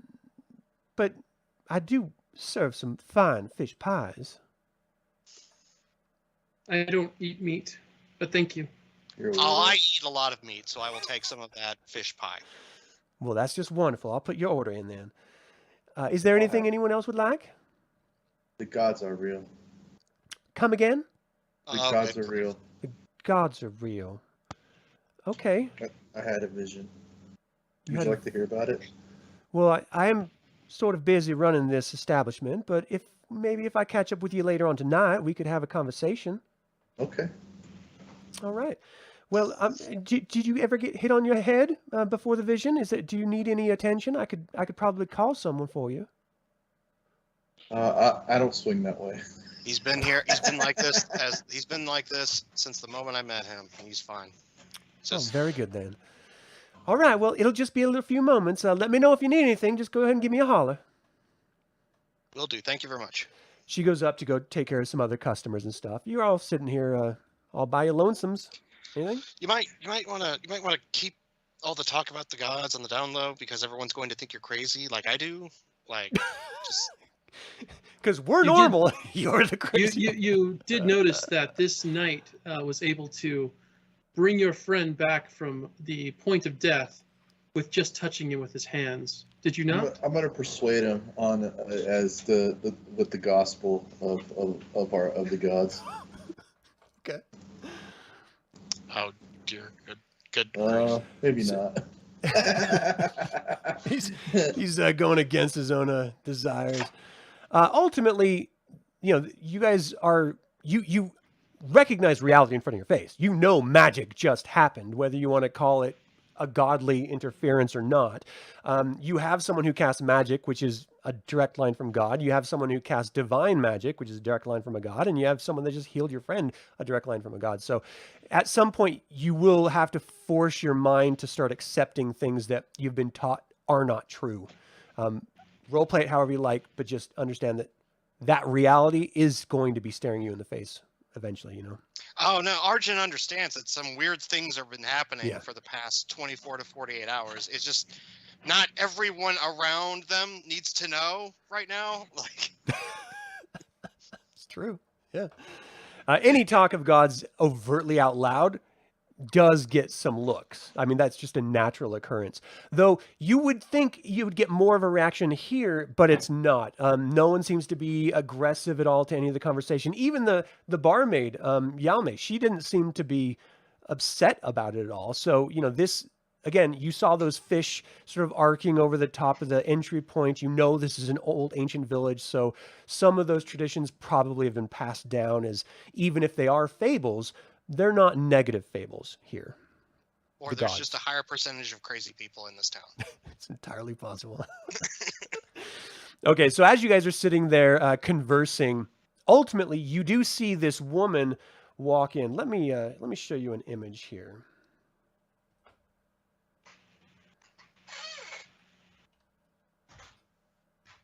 Maybe.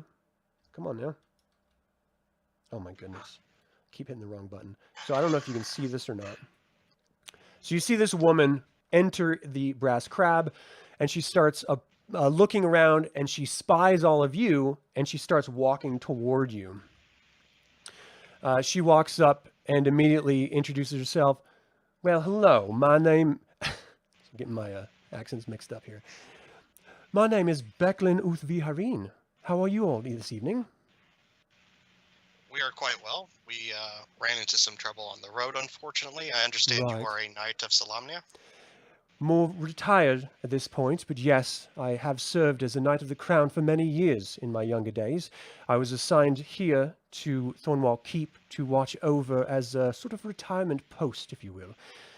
I would like to welcome you all. I trust you clearly have gotten my message about Ispin's passing, and I am very sorry for his passing. Well, we are. How did you we're know here to- Ispin? Oh, Ispin and I have traveled much, along with Cudgel, actually. We have gone on many misadventures, and when he decided to settle down here, we spent even more time talking about the past, and it's sort of a passion of my own, studying history. But we spent inordinate amount of hours just whiling away the times, and you all know Ispin and his tales, so we were all treated with repeat listenings to some of his humorous anecdotes. And I did want to ask you tonight, after the formal ceremony, we're going to have a reception here in the Brass Crab, and it would be very helpful if everyone got together and shared one or more stories, humorous anecdotes about Ispin and your time with him, perhaps how you met, or really anything to help bring up the spirits. No one's going to call on you and make you do anything, but I think it would raise the spirits of everyone who knew him and truly loved him. It would be an honor to do so. Wonderful to hear. Well, if you have any questions, now would be the time. The funeral is going to start at sundown, so until then, there's a couple hours. Feel free to explore Vogler to your pleasure. I will be returning to Thornwall Keep until later on tonight, and your rooms and your food and drink should be taken care of. I'm not sure if Yalme has told you as of yet. It looks like you've already gotten your drinks. So I hope you have a wonderful time. Duties do call me elsewhere. Is there anything else you had any questions about? Have you noticed anything weird on the road? Well, I've certainly heard rumors, but I have not been traveling lately. Most of the rumors revolve around fears of skirmishes further in the east. Nordmar or possibly Estwild, but nothing here in Hinterlund. Just a first-hand account from myself and my traveling companions here, we ran across some unseemly creatures on the way here. Really? Yes. She actually holds a finger up. She grabs a chair from an empty table, brings it over, and sits down. Please, do tell. On our way here, we ran across some, and this is going to sound strange, and I'm still in something of a disbelief myself, but we ran across some upright standing lizard-like creatures with wings. Lizard creatures. Bipedal lizard creatures. And they were not the Bakali. Have you heard of them? They're like standing humanoid lizard men, a very ancient race. I've heard stories about them. They were very much like that. At first, I thought that was what they were, but the wings. They had wings. Yes, they That had is wings, odd. and they were armored like you or I would be. And Really? they wielded weapons as if they were trained by a master of the martial arts. They were not of this world, and as I said, could scarcely believe it myself were it not for the fact that I was there, and I fought them, Right. and I have the wounds to prove it. You fought them? Yes, this one nearly died fighting them. Oh At my this point, I dear. actually hand some berries over to both to Finn and to Argon to make sure that they, and just say, please try these. They will help with the pain. I'll eat them later. She looks, she's like, oh, that reminds me of days gone by. I seem to hear tales. Again, I studied the histories. Hear tales of those who follow divinity being able to craft berries and have sort of magical effects to them. I think that's wonderful. You're holding that tradition. Do either of them eat them? I mean, I know that I don't know. Argon Finn, is do not you eat going one? to, but Arjun does not trust magic. Okay. Finn? I would look at him like when you spend the time with Can you speak up, please? when you look at him confused with the expression of where? Like, where do you get it?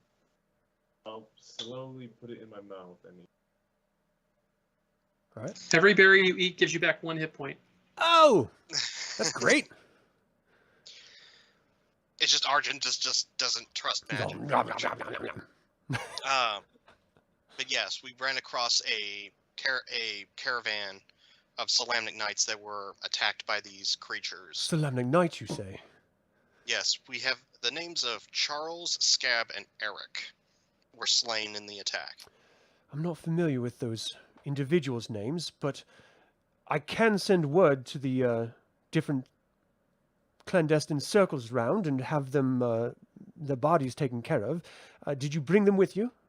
No, we had to bury them at the side of the road.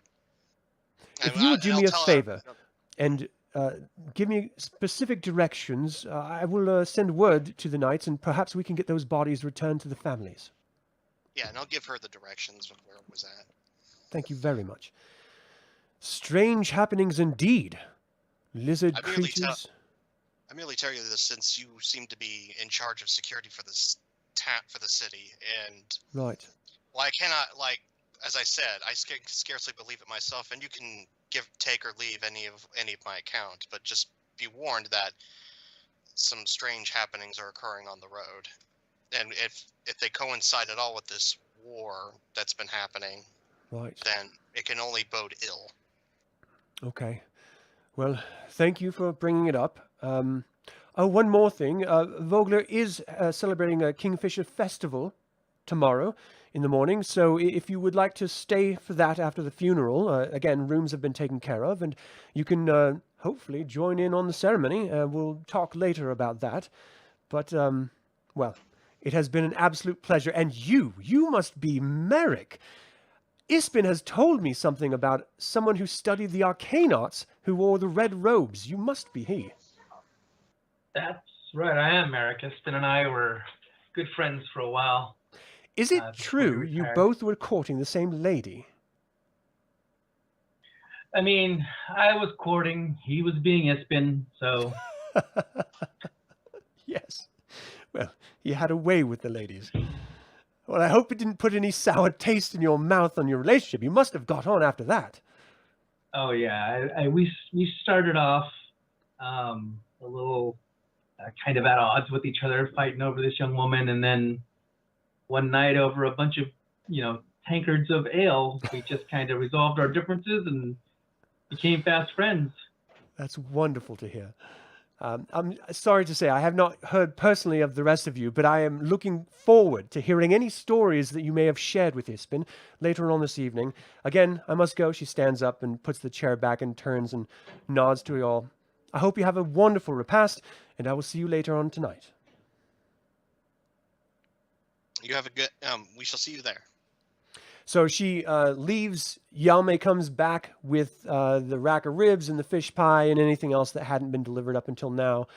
Is there anything else I can help you boys with?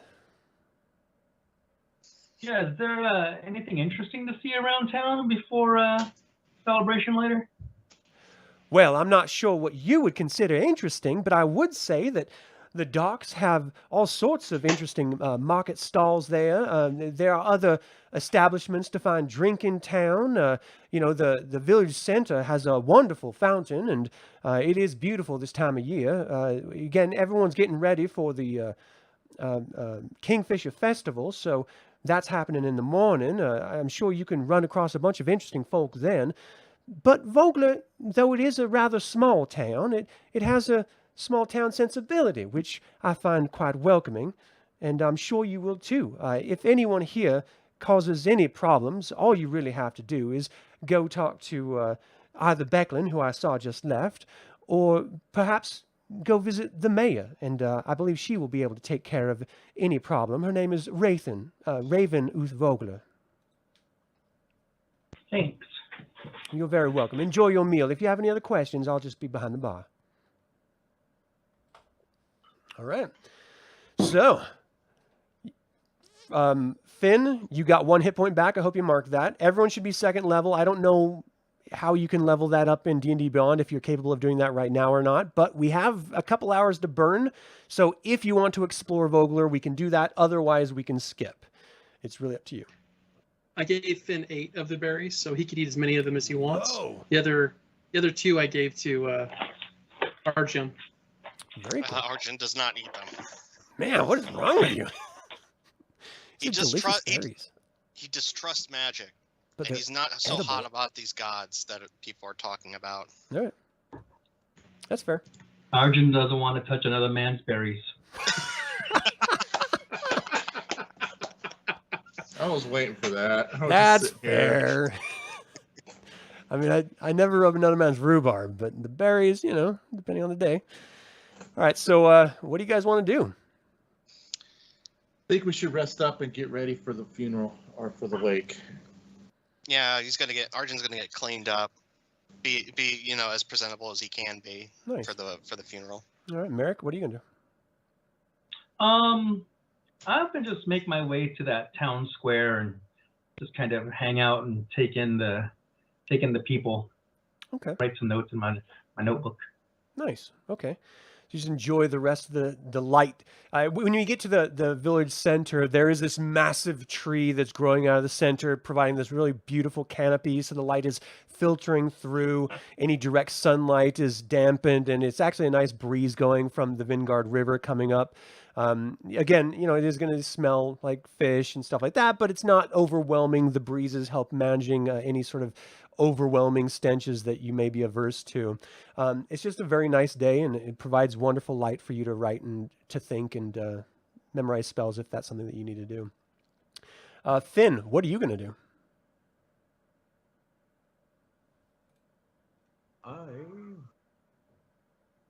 Is there any forest nearby?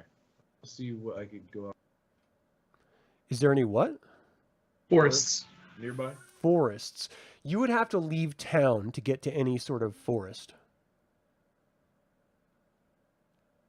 I mean, there are like park areas, like you're just looking on the map here. There are wooded spaces like here, and then, over here near the wharf on the eastern side of town. So, these two up here are probably the most, I don't know if you guys are looking at roll 20 or not. Roll 20 is showing the map of Van Solon. Oh, no way. I am so sorry, guys. This is Vogler. When I directed you, this was the entrance point here. These are the gate with the 2 big fish. It's like 15 feet tall. This is the brass crab that you traveled to and you're sitting at here now. This is the village center that Mark went to. And then Finn, here are 2 of the biggest tree areas, but there are more parks than forest.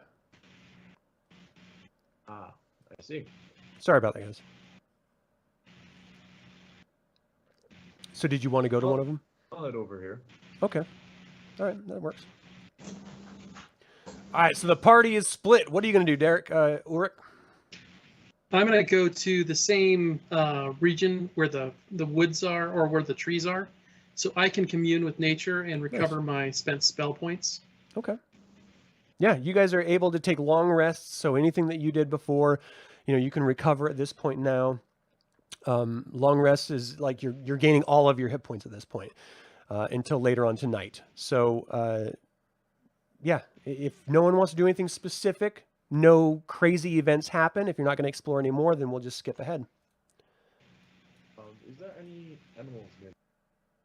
Any emeralds? Animals. Animals. You do see like, birds chirping in the trees, and there's some squirrels. But that's kind of the extent of it. In town, it's a little more. Oh, here's something. Give me a perception check. Ooh. Oh, that is terrible. That is 11. 11? That's okay. That's enough. So you actually do see a wolf sort of slinking around the outside of that forest area. It looks a little bit more curious than aggressive at all, but it does seem to just be like looking at you, trying to like figure out what you're doing exactly. I'm gonna carefully approach the wolf and try to make friends with him. Give me an animal handling check, please. Derek, did you say your 20. Ulrich was near here? Oh, nice. Ulrich? Yeah, I'll be in that general vicinity. Yeah. Okay, can I get a perception check from you? Sure. Perception.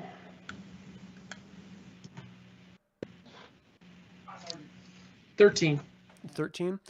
Okay, so you noticed your father, the wolf form of your father, as Finn starts slowly walking toward it, and your father sits down on his haunches, and he just sort of lowers his head so Finn can sort of pet him and sort of like scruff his behind his ears and just sort of make friends with him.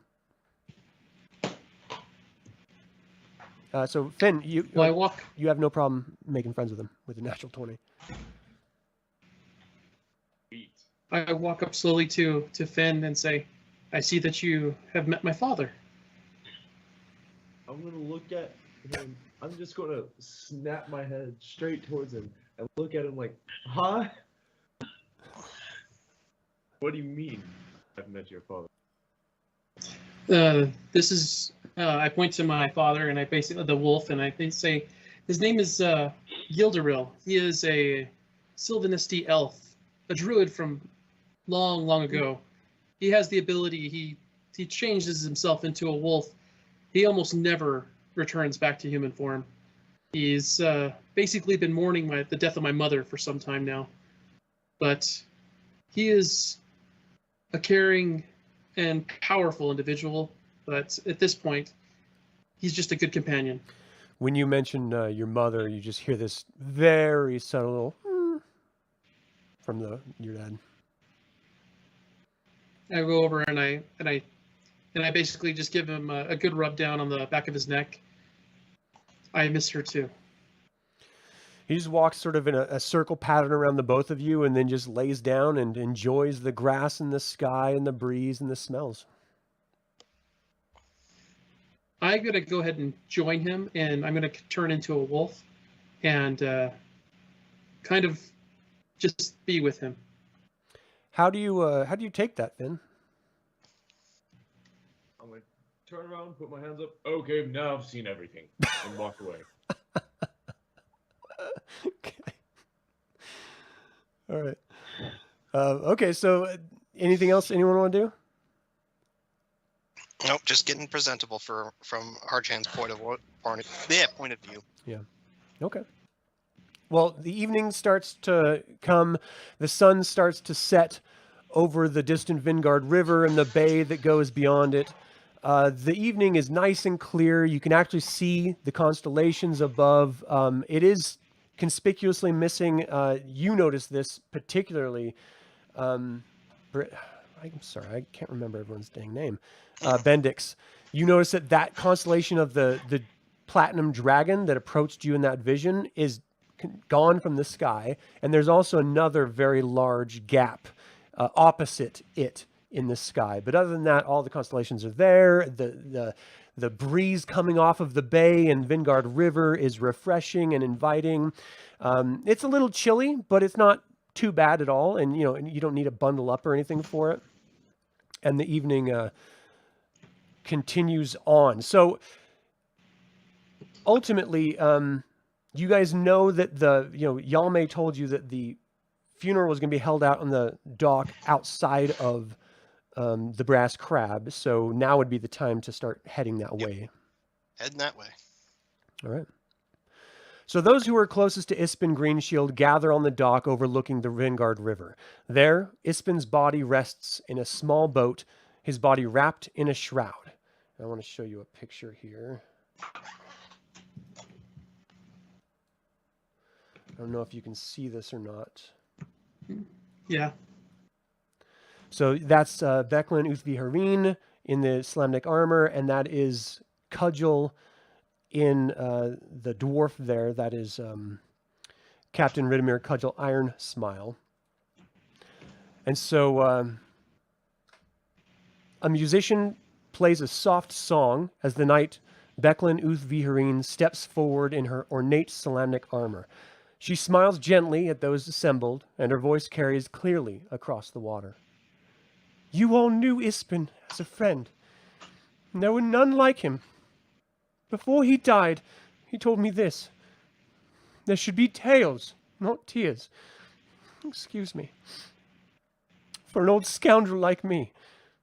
Make sure everyone knows my stories when I head off on the next greatest adventure of them all. Becklin nods, and the villagers carry the boat containing Ispin's body to the dock's edge, where she and Cudgel lower it into the water. So let's all do just that, Becklin continues as the tiny vessel drifts into the Vingard River. On the eve of the Kingfisher Festival, we celebrate you, Ispin. Good travels, friend. Until we meet again. And with that, the boat sort of floats on down the river by the current, heading out toward the bay and out of eyesight, and everyone there is just standing there in silence for a moment. After that moment passes, Becklin raises her head. If you'll all join us in the Brass Crab, we have refreshments and drinks for everyone, and I would encourage everyone to share stories about our friend, our dearly departed friend, and well, let's remember him as he wanted to be remembered. Thank you all. And she heads inside with Cudgel behind her. What do you guys do? Go and attend the reception.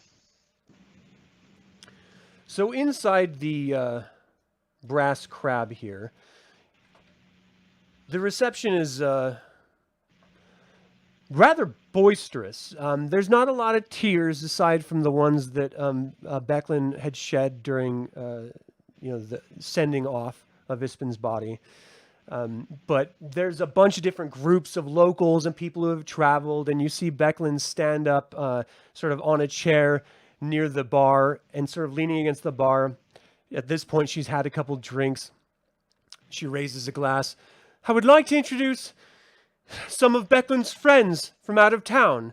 And she points to all of you. Thank you so much for making the journey. It does mean a lot to us that you would take time out of your lives to celebrate a man like Ispin. I would like, if I may, to share a story, one of the old anecdotes that he is so fond of sharing. Well, one time, Ispin was... let's see. Sorry, guys. Ispin was traveling out of Mount Nevermind. He had come across a gnome that he made friends with. Well, this was the high sub-senior artillerist, and she had asked Ispin to collect a weasel that she was experimenting with one of the gnome flingers there. Well, it was either to recover the critter or note the proper trajectory that it suffered. Suffice it to say, by the time Ispen did return, 3 days had passed. He was carrying his famous green shield up like a platter, and the weasel itself was centered right in the middle of this green shield. And Becklin came wandering in. Ispen came wandering in, and what struck everyone as odd is he was missing his pants. He said he never really wanted to talk about what he had to go through to get this weasel, but we do know that he's not ever quite walking around without his pants, and in this particular case, seemed the weasel must have taken them from him. You hear in the back this sort of high, nasally pitched voice. I've heard this one before. Certainly not one of his best. Come from a bunch of people sort of turn and look back. She looks back at all of you. Would one of you perhaps like to share one of your personal stories about Ispen? Very well. Arjun takes a step forward. We did not spend a lot of time with Ispen at my family's home, but my father was an angler after he retired, and that is how they met, for Ispen had a great love for the sea, it seems. Him and his shield. He spent one season with my family, and there was one time when my father was going out to bag the big one, as he liked to say. And he and Ispen went out onto the boat, and they tried to catch the big one. Well, they found the big one, and it was indeed quite big on the big lake. So my father took his great big fishing rod, and he prepared to cast it, never once realizing that his hook landed square in Ispen's cloak. And when he sought to cast his line out to catch the big one, it sent Ispen sailing quite far into the lake. People start laughing a little bit, start chuckling at the humorous story. You hear that nasally voice pipe up again. I've heard it told better. It didn't happen to him last time. People are like looking around. The best part was when Ibsen fought the big one and carried it ashore. And it was at that point where I asked him if he could teach me how to fight.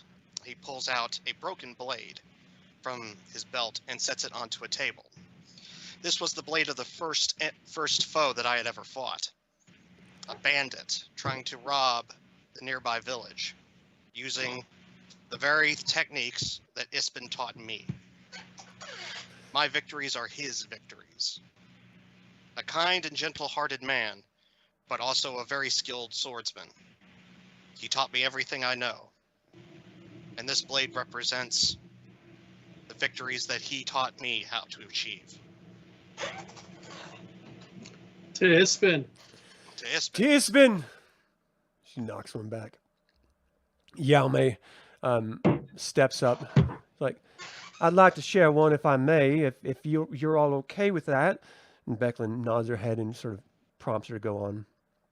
Well, some strange occurrences I recall happened to Ispen in his lifetime. A lot of strange things.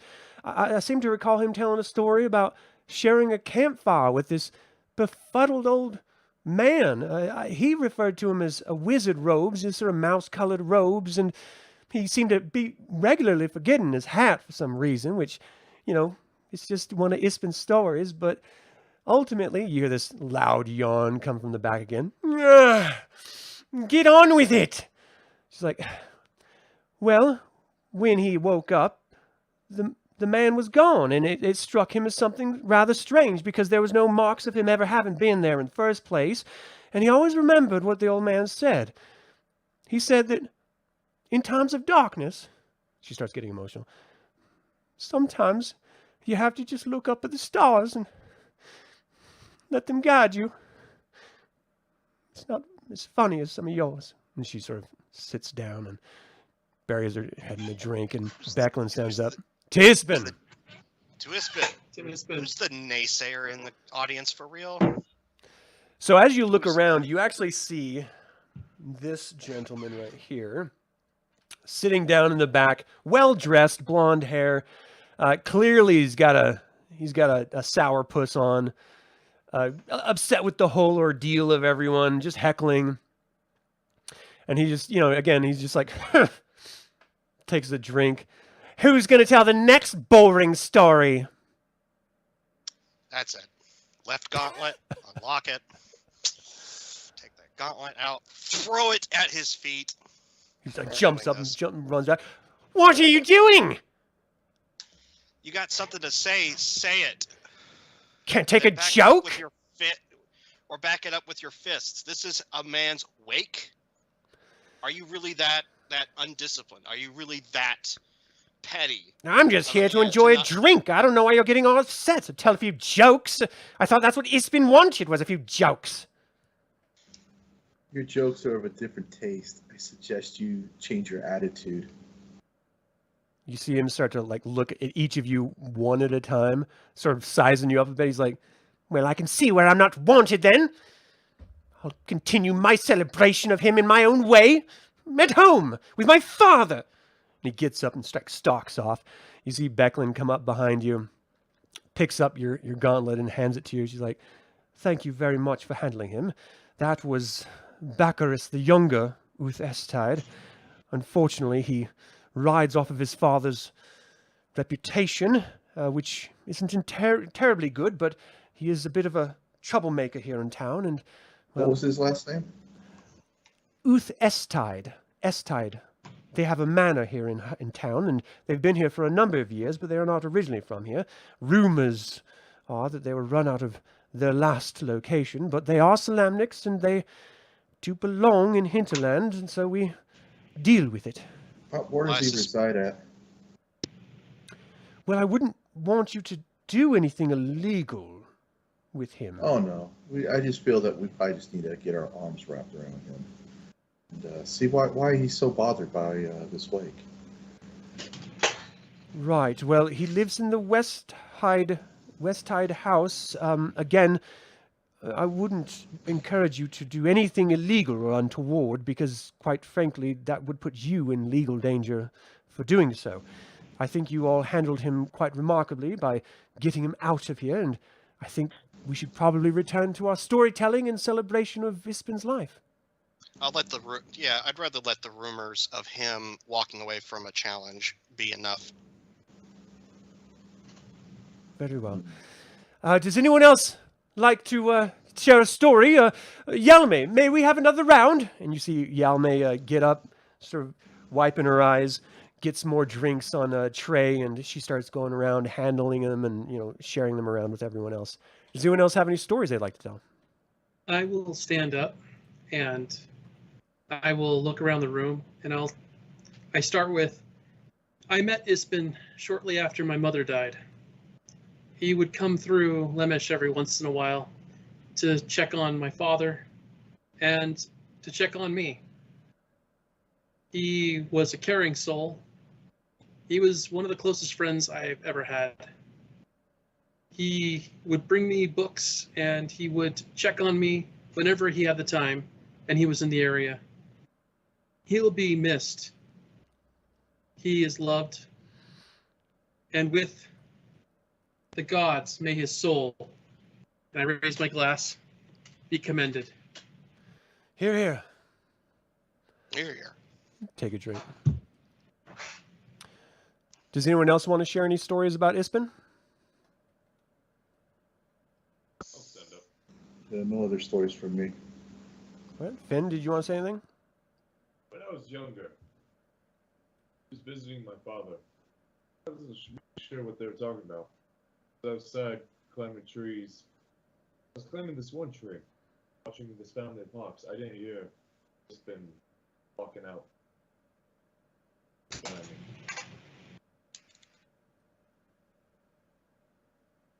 It was peaceful, quiet.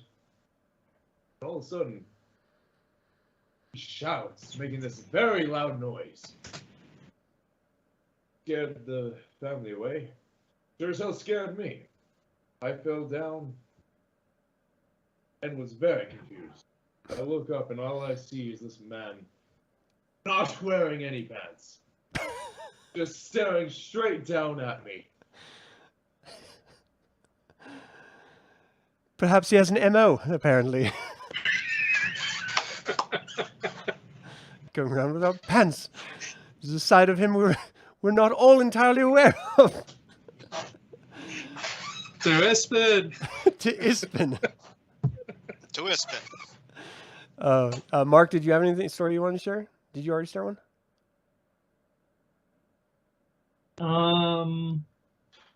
No, I'm just kind of fading into the background, keeping my eye on the crowd now.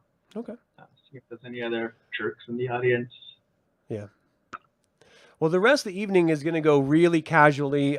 People are sharing similar stories. There's an inordinate amount of pantsless stories that people didn't know about. And so there's a lot of, riotous laughter about that. And people are getting this fuller view of Ispin and his life and his comedic habits and behaviors and stuff, which just sort of endears everyone a little bit closer to him as a friend. The evening is wearing on to the early morning, and Becklin approaches you all. And she tells you that, thank you all so much for making this a very memorable and enjoyable evening. As you can imagine, it wouldn't naturally be so. But you really did turn some spirits, and, well, the way you stood up to that disturber, that heckler, I think many folks around here appreciated that, myself included. So thank you so very much for attending. And before you go tomorrow, I do implore you to consider staying for the Kingfisher Festival. We would love to have you. And before the festival and before, if you do end up leaving tomorrow, I would ask first thing in the morning to come visit me in Thornwall Keep. I have something that Ispin wanted me to give you. So if you could all meet me early in the morning, I would really appreciate it. We'll make it a point to be there.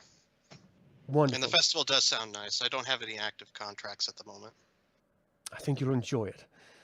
With the rest of you, have a wonderful evening. Thank you so much again. Good night. Good night.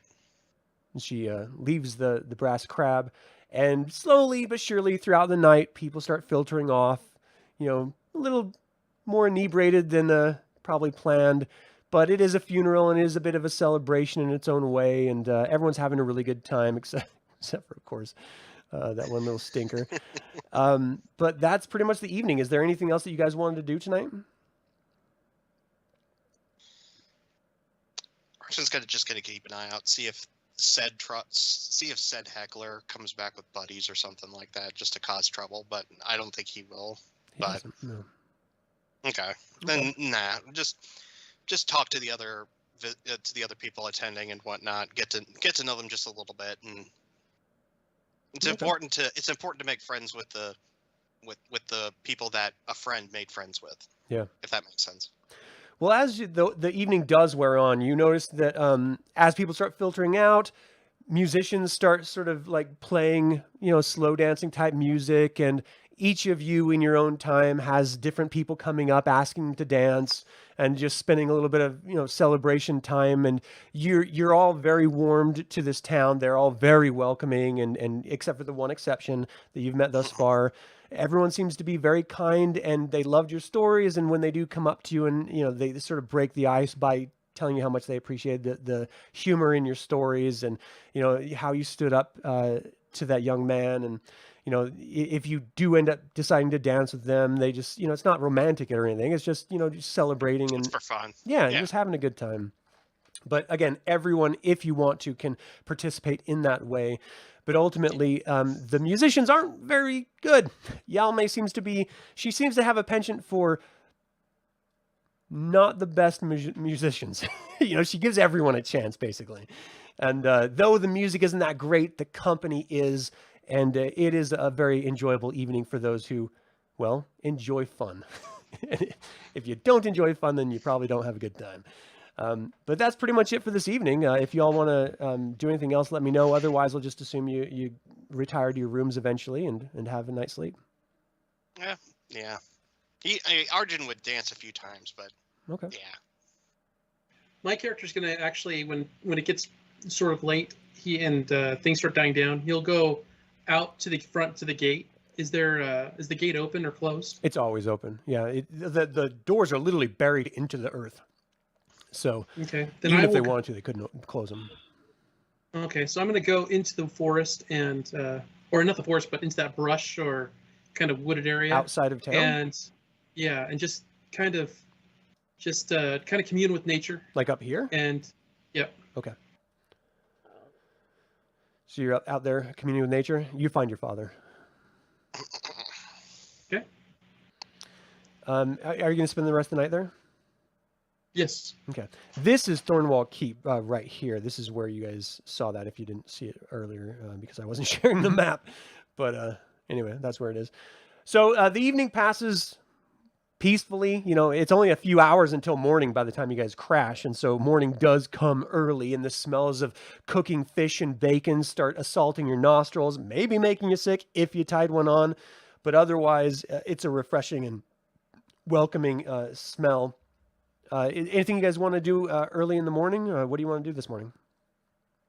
Definitely gonna get some food and then go to the keep and see Okay. what Thornwall Keep? Thornwall Keep and see what Espen wanted to give us. Okay. One thing that I do apologize, I forgot to mention, there was a young woman at the event last night as well, like in the early wee hours of the morning. And you see that she actually comes up and approaches Mark. I'm sorry, Mark. What is your character's name? Merrick? Merrick. Merrick. I got to remember that. I'll get it eventually. This young woman approaches Merrick, and she's this literally blue-skinned, elf, young, lithe woman. And she sort of approaches you. She doesn't really, she sort of like walks sideways to you instead of like directly approaching you. And as she gets next to you, she turns her head toward you. She's like, "Good evening to you." Hey, I'm Merrick. Merrick, it is very nice to meet you, Merrick. You study the arcane arts. Is this true? I do. I'm a Red Robe Initiate. And yeah, I'm actually hoping to join the wizards in one of the towers. Yes. And continue my studies. Are you an arcane studier as well? She smiles and like lowers her head a little bit. She's like, "No, I was a priest long ago, when the gods were with us." And how did you know Espen? Well, I didn't know him personally, to be quite honest. I just happened to be in town. And I thought, why not join in the celebration of the memory of a man's life? He seemed to have many friends, and I didn't see any harm in joining. Do you think he would have minded? No, not at all. He was one of the nicest guys you could know. As a matter of fact, he might have been really nice to you, if you catch my meaning. Oh. She sort of like brushes you away like that. Like, don't be silly. Yes, I am terribly sorry for your loss, for you did know him, it seemed, and quite well. Yes, it is unfortunate that the longer one lives, the longer we are forced to watch those we love and care for die. I didn't catch your name. What was it again? Oh, my name is Lidara. It is very nice to meet you. And your name was? Merrick. Merrick, yes. Where are you from, Lidara? I couldn't help but notice the blue skin. Yes, well, originally from Silvenesty. You are Elven too, it seems. Is that true, at least partially? Yes, and I'm kind of surprised you're talking to me if you're Sylvanest. Elves don't really like my human side. I have been away from the forest for many, many years. That is not to say that I look disparagingly toward my people. Of course not. It's just in my time, I've learned to accept others' faults, whether real or perceived, and I do not see your human heritage as any negative. as many Thanks, of our man. kind do, actually. I appreciate that. It's good to meet an elf that doesn't look down on me. Yes. Where are Well- you headed after? Where are you headed after the funeral? Oh, I don't know. I figured I might, I don't know, stay around for the festival and see what that's all about. I've never attended it before, but I'm sort of just passing through and I don't really have anywhere to go or anything to do. Oh well, I'll be around for the festival, so maybe I'll see you at it. I think that would be really wonderful. I hope you have a wonderful evening. You too, Adara. She, curtsies politely, very, very formally, like, Sylvanesti elves would. And then she sort of just disappears for the rest of the night. Everyone sort of goes about their ways. Sorry, I just needed to make sure to include that there. So the next morning, seagulls are chirping, business is happening, loud sounds are emanating from crates and fishermen coming from the wharf not far from where you guys are, from the docks. I mean, it is really early, really soon. I know we only have a little bit longer, but I want to sort of do this one last thing before we close out the episode for today. So do you all plan on eating before you go and meet Becklin? That was my Yes. plan. Yes. Okay. So Yalme happily gets you guys your breakfast and everything. You head out to go toward Thornwall Keep. Of course, it's obvious where it is. It's the biggest structure, though crumbling structure in the town. And it's on a huge hill as well. So as you exit, the town is abuzz with festive energy this morning as locals set up stalls and hang decorations. Ahead, the road to Thornwall Keep climbs a low hill toward an ancient edifice, ghostly in the morning mist. "Good morning, Becklin's friends," comes a cheerful voice. "I'm glad I caught you." From a shop doorway steps a young man no more than 20 years old. He has a sword at his hip and a cloth sack in his arms.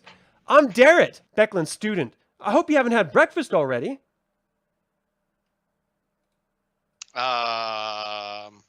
Whoops. It's like, "It's okay if you have." This is what he looks like if you can see the screen. With how chirpy you are, I can definitely tell you're a student. Well, I am young, but I'm not an idiot. I know it. There's a lot of stuff going on today. I mean, we have the Battle of High Hill to deal with.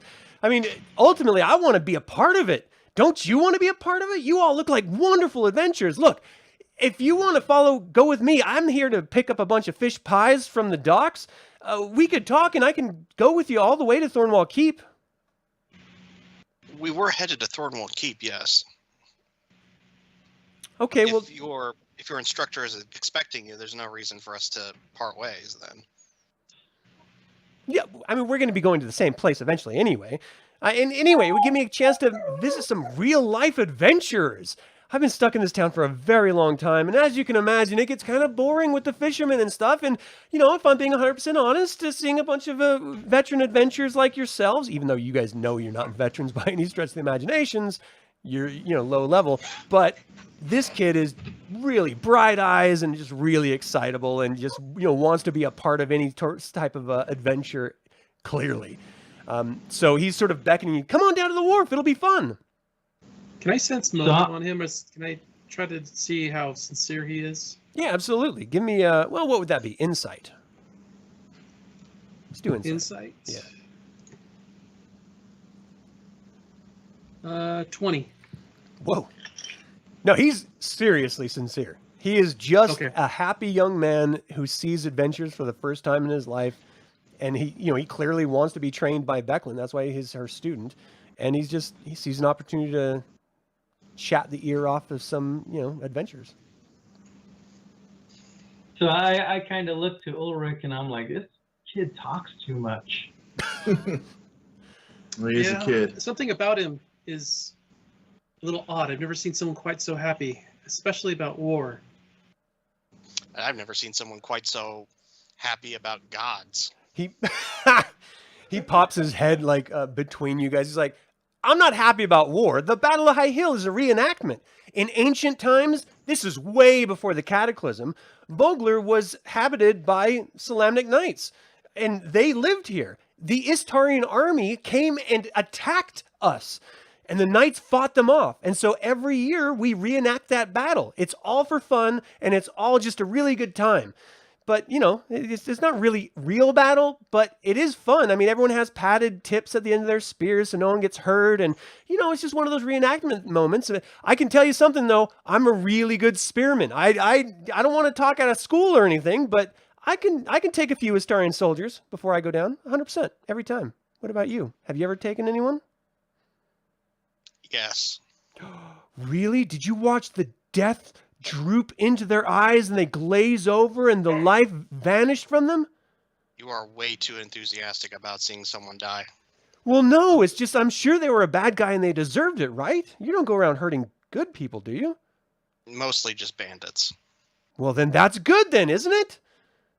No, when you learn about how the bandits fell into destitution and then had no other option in order to take care of their own families. Way to bring the temperature down. All right, well, anyway, let's go get some fish pies. Come on, this will be fun. All right. He's like, I'd love to introduce you to everyone and let you see the place.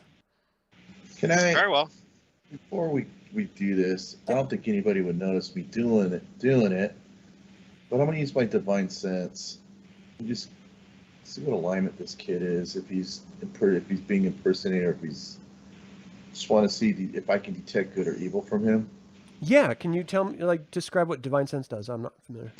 As an action, you can detect good and evil until the end of your turn. You can sense anything affected by the hollow spell, or know the location of any celestial being undead within 60 feet. At least that would tell me if he's good or evil. Yeah. No, he's good. He is shining with goodness in your eyes as you do this action and you look upon him. I mean, he looks Okay. like you know, ultimately. I mean, he's a good person. Let me get some. I turned to him. I was like, young man, what enthuses you so much about war when one hasn't seen firsthand of what war brings? Well, it's the tales, I think, more than anything else. I mean, you had the tale of Dragonbane, who banished the Dark Queen in the last Dragon War. You have the tales of the Knights of Solamnia, which I would really like to be someday. And that's why I went to Becklin in the first place. But, you know, they stand up for the cause of justice and good. And sometimes that means fighting on the side of good in battle. And sometimes that means just, you know, maybe just a one-on-one confrontation with a bad person. But ultimately, they do the right thing every time. And that's what I want to be. I ask the boy, I stand up, may I see your sword? He's wearing a sword, I'm assuming, right? Yeah. May I see your sword for a moment? Absolutely. He pulls it out. And I hold the sword in my hand like this, and I say, now you must remember, this is a weapon. It can be used for good and evil, but you must find the balance. And that's where I put my hand kind of somewhere in the middle, and I find the point of balance. And I remove my other hand and hold up the sword and just say, you must find balance. You can't take life without a good reason. It's like, I understand. I understand. And I hand the sword back to him. Thank you. You see him like finding that balance point too. He's like, I'm going to find balance. You watch. I'm going to find balance. And then he puts it back in his scabbard. So that's where we're going to end today. Him taking you guys to the wharf. We'll pick that up next time we play. And offline, we'll figure out the next time that's going to be. Hopefully sooner than later. But I do want to say thank you guys so much for joining on this first full episode of Shadow of the Dragon Queen adventure playthrough and the Warrior of Krynn Scenario 0 playthrough. I really do appreciate your time and what you brought to the table. For those of you who did tell a story about Ispin, you have inspiration on your next skill or attack. So just keep that in mind. You can only use it once. Ostensibly, that just means you have advantage on your next chance, which, you know, you roll 2 20s instead of 1 and take the higher result. For those of you who didn't, that's fine. Just consider next time, maybe get involved a little bit, and there's going to be a little bit more for you as well. Don't think of it as a negative, think of it as an opportunity. For those of you watching live, thank you guys so much for tuning in. I know 4 hours is a long time for anyone. The fact that you chose to spend your Saturday with us instead of, I don't know, your family, They may not appreciate it, but I do. So thanks so much for your time and attention. And for anyone watching this after the fact, thank you so much for taking your time and watching this. And if you happen to donate to Wounded Warrior Project, thank you for that as well. Gentlemen, I hope you guys have a fantastic day, and let's get together and do this again, because this is going to get crazy real fast. Until next time, everyone, Slán Javon. Thanks. That was fun. Yeah. Hoorah. Yeah, just hang tight for a minute.